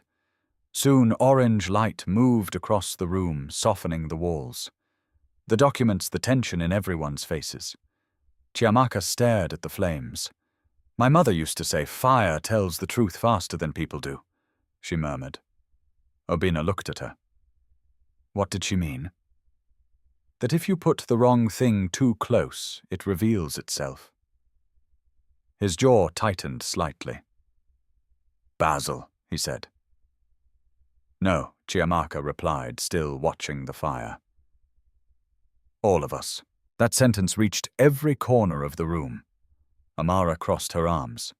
Tunda zipped the folder closed. Obinna stood motionless with the matchbox still in his hand. Because she was right. Basil had done monstrous things. But he had not built them from nothing. He had built them inside a world where class mattered more than character, where ambition excused cruelty, where silence was often rewarded faster than integrity. He had only taken the logic of that world and followed it farther than others dared admit. A knock came at the outer door. Everyone stiffened. Tunda was there in 2 strides, hand instinctively near the weapon beneath his jacket. "Who is it?" A house steward answered from outside, voice careful. "Sir, the press has gathered at the front gate." No one in the room breathed for half a second. How many, Tunda asked. 6 vehicles so far. More may be coming. Obinna cursed under his breath. "Basil, then," or one of the guests already leaking selectively. Tunde opened the door only an inch. "No one gets in. No statements. Shut down all staff movement through the main entrance. Anyone caught talking loses their position before sunrise." "Yes, sir." The steward hurried away. Tunda shut the door again. "The clock just sped up," he said. Obinna's mind was already moving. "If the press is here tonight, board members will know by dawn." Basil will position himself as protector of the company.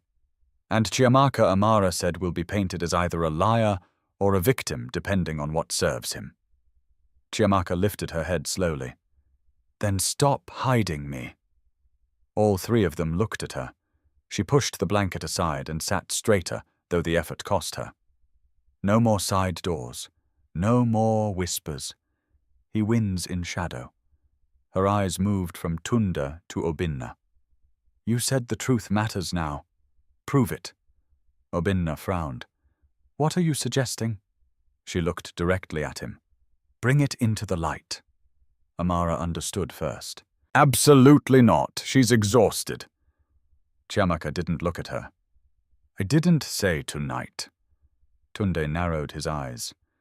A controlled appearance. Yes, Chiamaka said. Not a scandal. A statement. Public. Before Basil writes his version. Obinna's face became unreadable. He had spent years mastering press timing narrative investor psychology. He knew exactly what such a move would cost. He also knew with a certainty that chilled him that it might be the only way left to cut Basil off at the knees. Tunde spoke carefully. If we do that, it has to be airtight. DNA initiated. Documents secured. Medical supervision. Witnesses ready. No improvisation. Chiamaka nodded once. Then don't improvise. Amara stepped closer to her. You're talking like a strategist. Your body is talking like it might collapse again. My body has been collapsing for months, Chiamaka said. That never stopped the world from demanding performance. The unfairness of it hit so hard that Amara looked away for a second. Obinna finally spoke. If we do this, he said, there is no going back. Chiamaka met his gaze without fear. There was never any going back for my mother. The fire crackled softly between them. Outside, beyond the estate walls, journalists were multiplying in the dark, hungry for a story. Inside, the story itself had just chosen its next battlefield. And as Obinna looked at Chiamaka, this exhausted, furious, unbreakable woman who had arrived at his gate with a violin and the wreckage of his past, he realized something with terrifying clarity. By morning, she would either be destroyed in public or acknowledged in it. Morning did not arrive gently. It came with headlights at the gates, microphones under umbrellas, camera lenses glinting through leftover rain, and a city already hungry for a version of the truth it could consume before breakfast. By 6:30, every major gossip blog in Lagos had posted some variation of the same question. Who was the pregnant violinist who made Chief Obinna Eze stop his own gala? By 7, the question had become uglier. Mystery woman claims link to billionaire. Extortion or family secret? By 8, Basil's fingerprints were everywhere without appearing anywhere at all. Anonymous sources whispered that a disturbed woman had staged an emotional scene for money. Another close insider suggested old letters were involved, possibly fabricated. One business columnist, suddenly very interested in morality, wrote that wealthy public figures were often vulnerable to targeted emotional blackmail by opportunists. Tunda read the headlines from his phone in the East Wing corridor, each one tightening the muscle in his jaw. They're moving fast, he said. Obinna stood by the window in a dark suit he had not changed out of so much as armored himself into. He had showered, he had shaved, he had done everything men like him were taught to do after a catastrophe, make the face orderly even when the soul was not. Basil, he asked. Tunde nodded. Not directly. That would make him stupid. But the phrasing is his. Legal language wearing silk gloves. Inside the guest room, Chiamaka was sitting upright on the edge of the bed, while Amara checked her blood pressure again. The room smelled faintly of tea and antiseptic.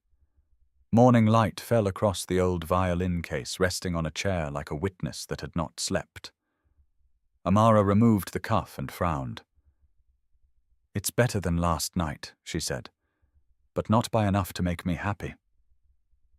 "I'm still breathing," Chiamaka replied. "That is a low standard. It's one I've had practice meeting." Amara looked at her for a long second, then softened despite herself. "Eat first," she said. "Defy the vultures after." A tray waited nearby. Porridge, boiled eggs, fruit, ginger tea. Chiamaka had eaten more in the last 12 hours than she had on some full weeks. That fact embarrassed her in ways she could not easily explain. Hunger became a habit. Relief, when it finally arrived, often felt like exposure. Obina entered only after knocking. It was such a small act, but Chiamaka noticed it instantly. Rich men were rarely trained to knock before entering spaces they paid for. Tunde followed him in and closed the door.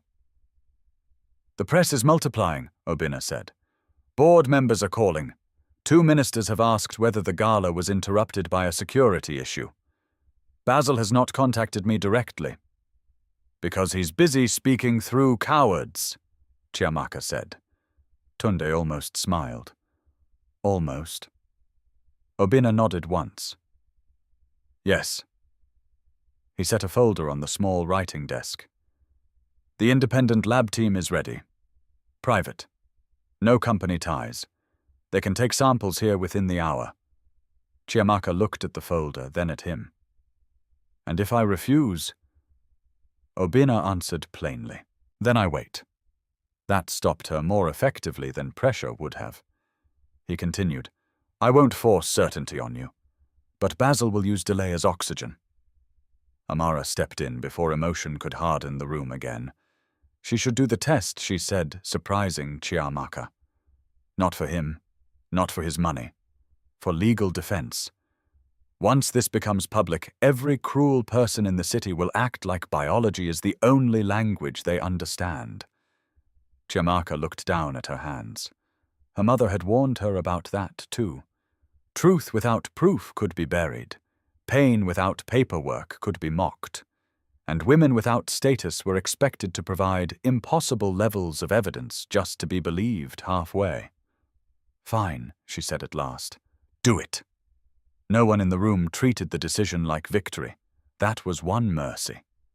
By 9:15, the samples had been collected under sealed process. Tunde supervised every step like a man defusing a bomb. Amara stayed beside Chiamaka throughout, making sure the procedure did not turn into another humiliation disguised as necessity. Obina remained present but back. Not distant in the cruel old way. Careful. Learning perhaps too late that remorse did not earn closeness. After the medical team left, the real argument began. "We go public at noon," Obina said.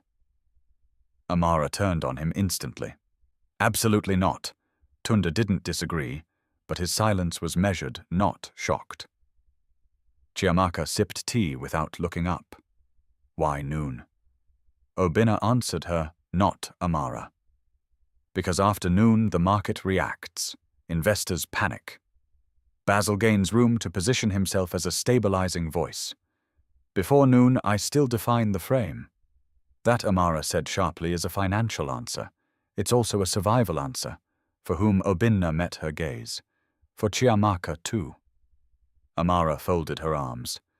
A press statement while she's physically fragile and emotionally battered is not protection. Chiamaka set the teacup down. "What would you do?" she asked Amara. "Rest. Another examination. A lawyer. Then maybe a written statement later." Chiamaka nodded slowly. "That sounds wise." "It is wise." "Yes," Chiamaka said. "For people who haven't spent their lives being outrun by other people's lies." The line hung heavy in the room. Amara opened her mouth, then closed it. Because wisdom and power were not distributed equally, a delayed truth often helped those who could afford patience. Tunde spoke next. "If we do this, it cannot be emotional," he said. "No shouting, no accusations we cannot support in real time. No mention of Basil's guilt until the evidence chain is locked enough to survive legal attack. Chiamaka looked at him. So I say less than I know. You say what cannot be twisted. She considered that. Obinna stepped toward the desk and opened the folder. Inside was a draft statement, neat and ruthless. At noon, I confirm that a private family matter involving the late Adaora has come to light. I state that Ms. Chiamaka is under my protection and medical care pending formal verification of personal records. I announce an internal and external inquiry into past misconduct involving interference with private correspondence and abuse of executive authority. Chiamaka's eyes lifted sharply. You would name the misconduct before naming me. I would shield you where I can. No, she said. You would shield yourself where you can. The blow landed. Deserved again. Obinna closed the folder. Yes, he said, some of both. Tunda watched Chiamaka carefully. If she stands beside you, the story changes. Amara's head turned. I said no. But Tunda pressed on.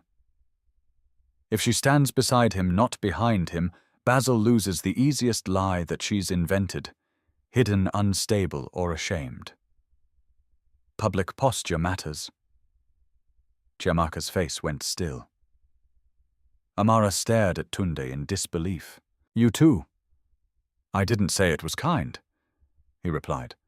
I said it matters. The room fell quiet. Finally, Chiamaka asked the question no one wanted to say aloud. And if the DNA comes back negative, Obinna did not hesitate. Then I still defend Adaora's truth. I still investigate Basil. I still protect you from what this city will try to do to you for standing at my gate. Chiamaka searched his face for any sign of performance. He didn't look heroic. He looked tired, hollowed, almost frightened by the size of what he had failed to see for so long.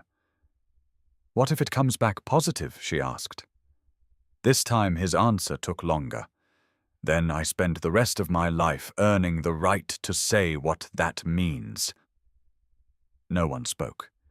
Even Amara, still opposed, had no easy answer to that. At 11:40, the house steward announced that a man named Namdi was demanding entry at the side gate. Chiamaka's entire body changed. It was subtle to anyone who did not know her. To those in the room, it was thunder. Her spine went rigid. Her mouth flattened. One hand moved instantly to her belly, protective and furious at once. Obinna looked at her. Who is he? She laughed once without humor. The father of my child, she said, or the man who liked saying so before poverty frightened him. Tunda's face hardened. He came now. Of course he did, Chiamaka said. Someone told him where I was. He smelled money. Obinna's expression darkened into something almost frightening. Do not let him in. Chiamaka looked at him sharply. No. He turned. What? Let him in. Amara protested at once. Chiamaka, no! Her voice rose not wildly, but with the steady violence of someone done being handled. He humiliated me in private. He doesn't get to remain brave only in my memories. Tunda watched her for a moment, then looked at Obinna. Controlled setting. Here. 2 guards outside. Obinna nodded once. 10 minutes later, Namdi entered the sitting room in a blazer too new and confidence too rehearsed. He was handsome in the manner of men who had always relied on charm to outrun character. But the moment he saw Chiamaka seated beside the fire, wrapped in dignity instead of desperation, his expression faltered. Then he saw Obinna, and nearly lost color. Chief Ise, he said, recovering badly. I came as soon as I heard. As soon as you heard what Chiamaka asked. He turned to her with a wounded face he had probably practiced on softer women. Gee, I was worried. No, you were curious. That's not fair. She almost smiled. Fair. There was that word again, always arriving late to the houses of the poor. You left me at the clinic, she said. Do you remember? It was raining. I told you the doctor said I needed rest, maybe medication. You said you couldn't keep sinking with me. Namdi flushed. I panicked. No. You calculated. Obina said nothing. He did not need to. His silence made the room more dangerous than anger would have. Namdi tried again. I didn't know things would become complicated like this. Chiamaka looked at him with pure contempt now. Say the real sentence? He hesitated. She rose slowly to her feet, despite Amara's disapproving movement. You didn't know I would stop being poor. Nanamdi looked away first. That was answer enough. Chiamaka nodded once, as if some final rotten nail had at last come loose. When I begged you not to leave me, she said, voice steady. I was still hoping love could survive shame. Thank you for curing me of that. He stepped forward. Chiamaka Tunde moved before he could take a second step. That's enough, Tunde said. Namdi's bravado thinned. Chiamaka held his gaze one last time. You will not put your name on this child because you saw cameras at the gate. You will not return to me through the same door money walked through. Whatever happens next, you are too late. Namdi swallowed. You can't shut me out. Obina spoke for the first time. Yes, he said. She can. The force in those 3 words ended it. Namdi looked from the billionaire to Chiamaka and understood finally that access had closed. Not because money had lifted her, because truth had. He left without another sentence. When the door shut behind him, the room stayed silent for a long moment. Then Chiamaka sat down again, breathing harder than she wanted anyone to notice. Amara crouched beside her. You shouldn't have stood. I know. Are you all right? Chiamaka looked toward the window where reporters waited beyond the walls, where Basil was likely still moving pieces, where the city was choosing which version of her it wanted to consume. No, she said. Then she lifted her chin. But I'm ready. At 11:58, Tunde's secure phone buzzed. He checked the message, then looked up slowly at Obina. The preliminary DNA result is back. No one breathed. The room seemed to contract around Tunde's phone, around the thin glass screen carrying a truth that had traveled through blood years lies silence and rain to arrive here in a handful of clinical words. Tunde read it once, then again. His face gave nothing away, which made the suspense worse. Say it, Chiamaka said. Her voice did not tremble. Her hands did. Barely. Enough for Amara to notice. Enough for Obina to notice too. Tunde lifted his eyes. Probability of paternity, he said slowly, is 99.98%. The world stopped. Not metaphorically, not emotionally. Truly, physically, for one suspended second, everything in the room lost motion. The air, the breath, the tension in the curtains, the sound of distant traffic beyond the estate walls. All of it seemed to hold still as if truth itself needed space to land. Obina closed his eyes. His hand found the back of a chair, not dramatically, but because he suddenly understood what weakness in the bones felt like. All night he had prepared for possibilities. He had tried to think like a strategist, like a man who had survived business wars, betrayals, boardroom traps, political threats. But this was not a deal, not a scandal, not even a revelation anymore. It was his daughter. Not almost. Not perhaps. His daughter. Adara had carried his child into exile while he mistook ambition for survival and silence for wisdom. Across the room, Chiamaka sat very still. She did not cry immediately. That surprised Amara. It surprised Obina too. But then Amara understood. Some people had been wounded for so long that when vindication finally arrived, the body no longer knew whether to weep, rage, or simply remain upright. At last, Chiamaka let out one unsteady breath. "My mother was telling the truth," she whispered. No one corrected her. No one said of course she was. Of course was a luxury for people who had been believed from the beginning. Obina opened his eyes and looked at her. There were 1,000 things he wanted to say. "I'm sorry. I failed you. I failed her. I should have known. I should have searched. I should have doubted the lie. I should have torn the city apart to find the truth." But when he opened his mouth, what came out was smaller, more broken, and somehow more honest. "Chiamaka." She looked at him. He stopped. Because her face had changed. The anger was still there, the exhaustion too. But now something else stood beside them. Something more dangerous than accusation. Recognition, not affection, not reconciliation, just the terrible, undeniable recognition of blood. She had his eyes when she was thinking. Adaora's mouth when she was wounded. His silence when emotion became too large to carry neatly.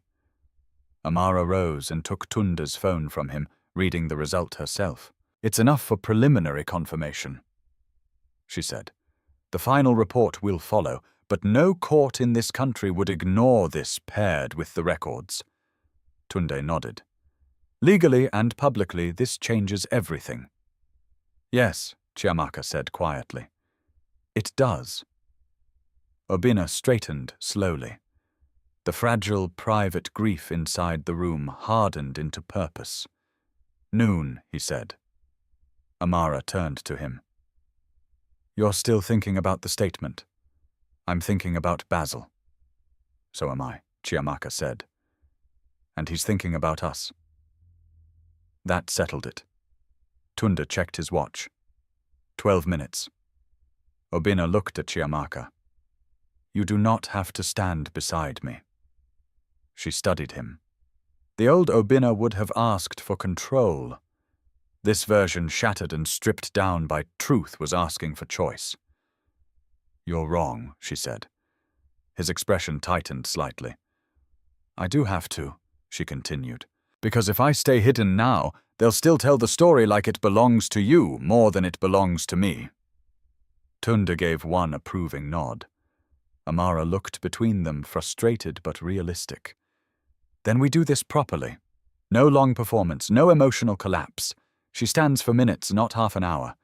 If she feels dizzy, I end it." Chiamaka actually gave the faintest ghost of a smile. "You sound like a soldier." "I'm a doctor," Amara said. "We just do war with better handwriting." That pulled a short breath of laughter from Chiamaka. Small, fragile. The first true sign that she was still more than the pain that had carried her here.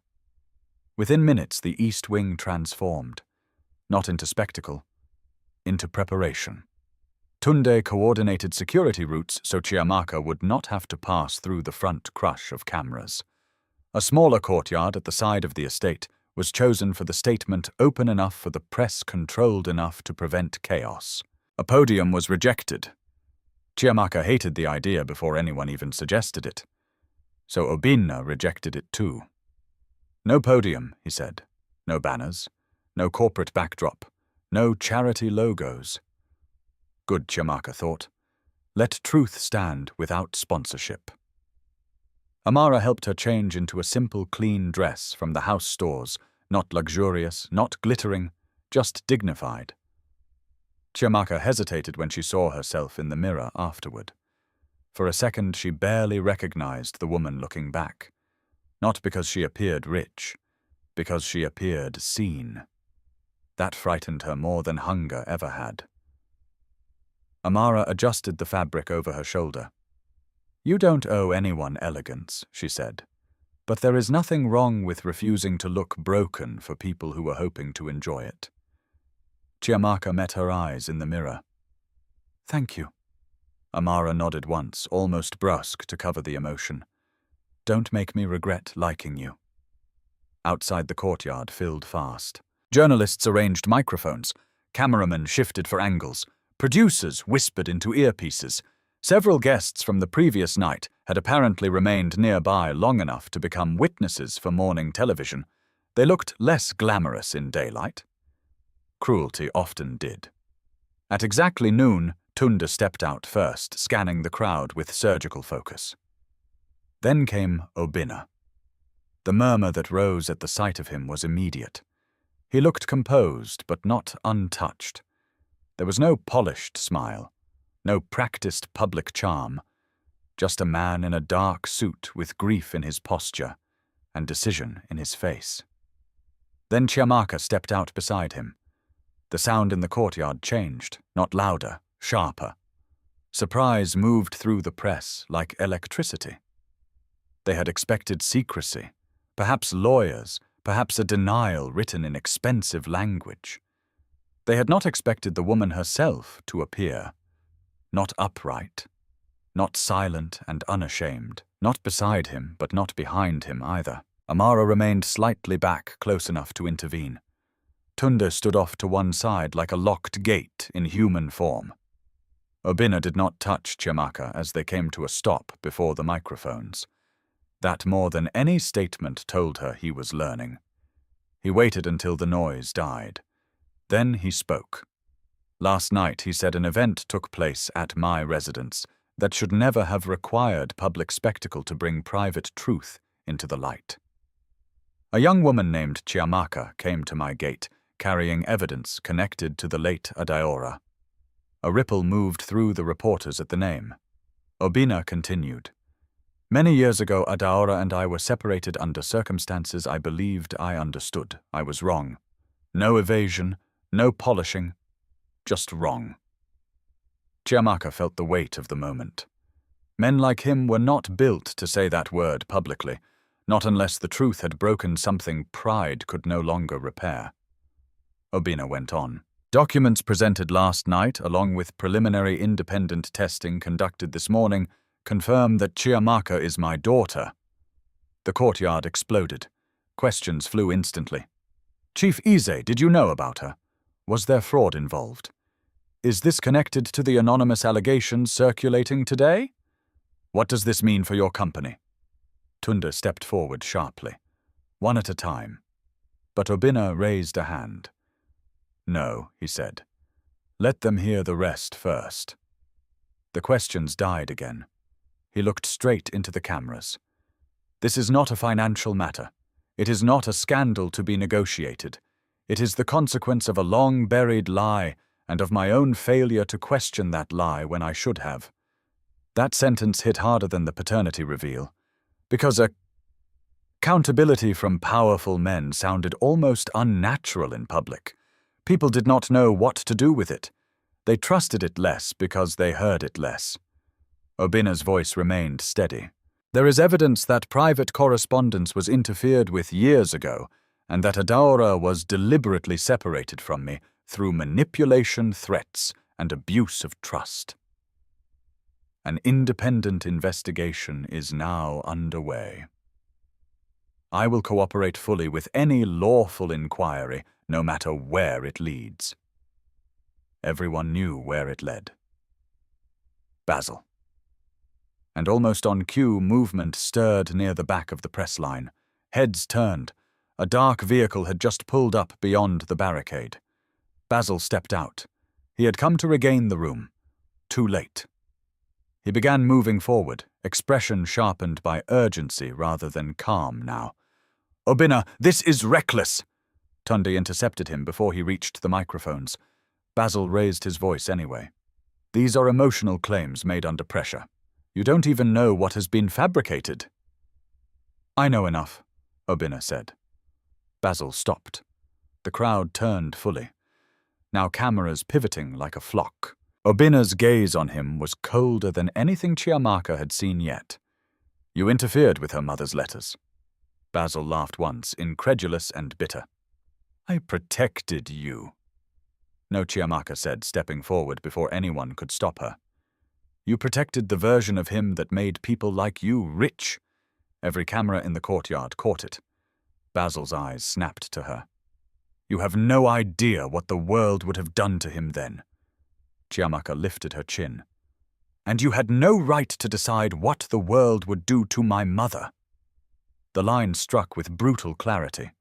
Basil looked at the cameras, at the reporters, at the faces that were no longer arranged for him. For the first time, his confidence failed visibly. He turned back to Obinna, desperate enough now to forget discretion. You think this girl loves you because of blood? You think truth makes families? She came here because she had nowhere else to go. Silence. The insult intended to expose weakness did the opposite. Because it was true, Chiamaka had come because she had nowhere else to go.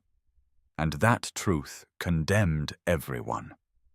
The rich guests who had laughed, the systems that had made homelessness easier than justice, the man who had believed a lie because it hurt less than asking harder questions. Obinna answered in a voice so quiet the press had to strain to catch it. Yes, he said, and that is my shame, not hers.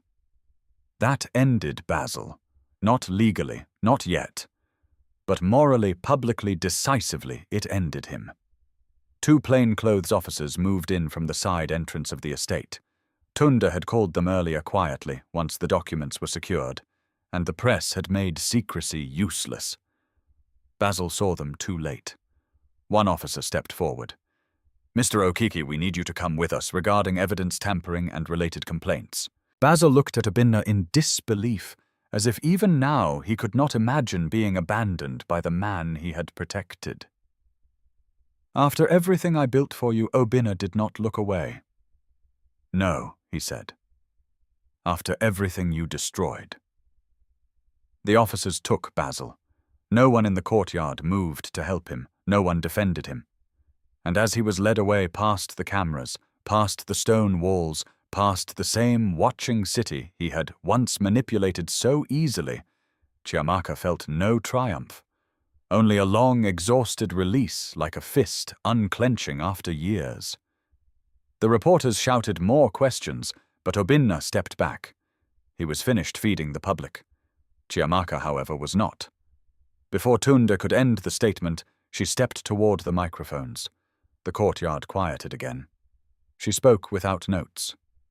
My mother was not weak because she suffered, she said. She was strong because she told the truth even when the truth gave her nothing back. Last night, people laughed at me before they knew my name. Today, some of those same people will pretend they always cared. That is not justice. The cameras held her. Her voice did not rise. It deepened. Justice is not when the poor become worthy after being linked to the rich. Justice is when dignity does not need permission from wealth in the first place. No one interrupted. Chiamaka placed one hand over her belly. I am not standing here because I was rescued. I am standing here because my mother made me carry the truth long enough to place it where lies could no longer survive. That is all. She stepped back, and with that the statement ended. Not with applause, with silence. The right kind this time, a respectful one, a chastened one. A silence that finally understood it had no right to laugh. As Tunda moved to escort them inside, Obinna turned to Chiamaka. He did not reach for her. He simply stood beside her as the courtyard buzzed itself back to life beyond them. His eyes were wet again, though he made no effort to hide it now. I cannot ask you to forgive me today, he said. Chiamaka looked at him, then at the empty space where Basil had stood. Then at the cameras, then at the sky finally clearing beyond the estate walls. No, she said. You can't. He nodded once. But she added, you can start by not failing my child the way the world failed my mother. The words entered him like both wound and blessing. Obina bowed his head. I will. And this time, for the first time, Chiamaka believed that he understood such a promise was not made with emotion. It was made with the rest of a life. Some wounds do not begin with cruelty. They begin with silence, with one lie left unchallenged, with one person deciding that power matters more than truth. Chiamaka's story reminds us that life can break a person's comfort home, dignity, and future, but it still cannot defeat a soul that refuses to let pain become falsehood. Her mother Adaora had every reason to become bitter, yet she chose love, sacrifice, and truth, even when the world gave her nothing in return. And Chiamaka, standing in the ruins of abandonment and humiliation, proved something even greater. Dignity does not come from money, status, or the approval of powerful people. It comes from knowing who you are, carrying the truth with courage, and refusing to bow before those who laugh at your suffering. This story also teaches that justice is not only about punishing the wicked. Sometimes justice is forcing the hidden truth into the light so healing can begin for everyone who was wounded by it. And healing does not erase the past. It transforms it. It turns pain into wisdom, loss into purpose, and tears into the beginning of something more human, more honest, and more beautiful. If this story touched your heart, tell me in the comments what lesson stayed with you the most. And if you love powerful emotional stories about truth, justice, and healing, subscribe to the channel and join us for more unforgettable journeys.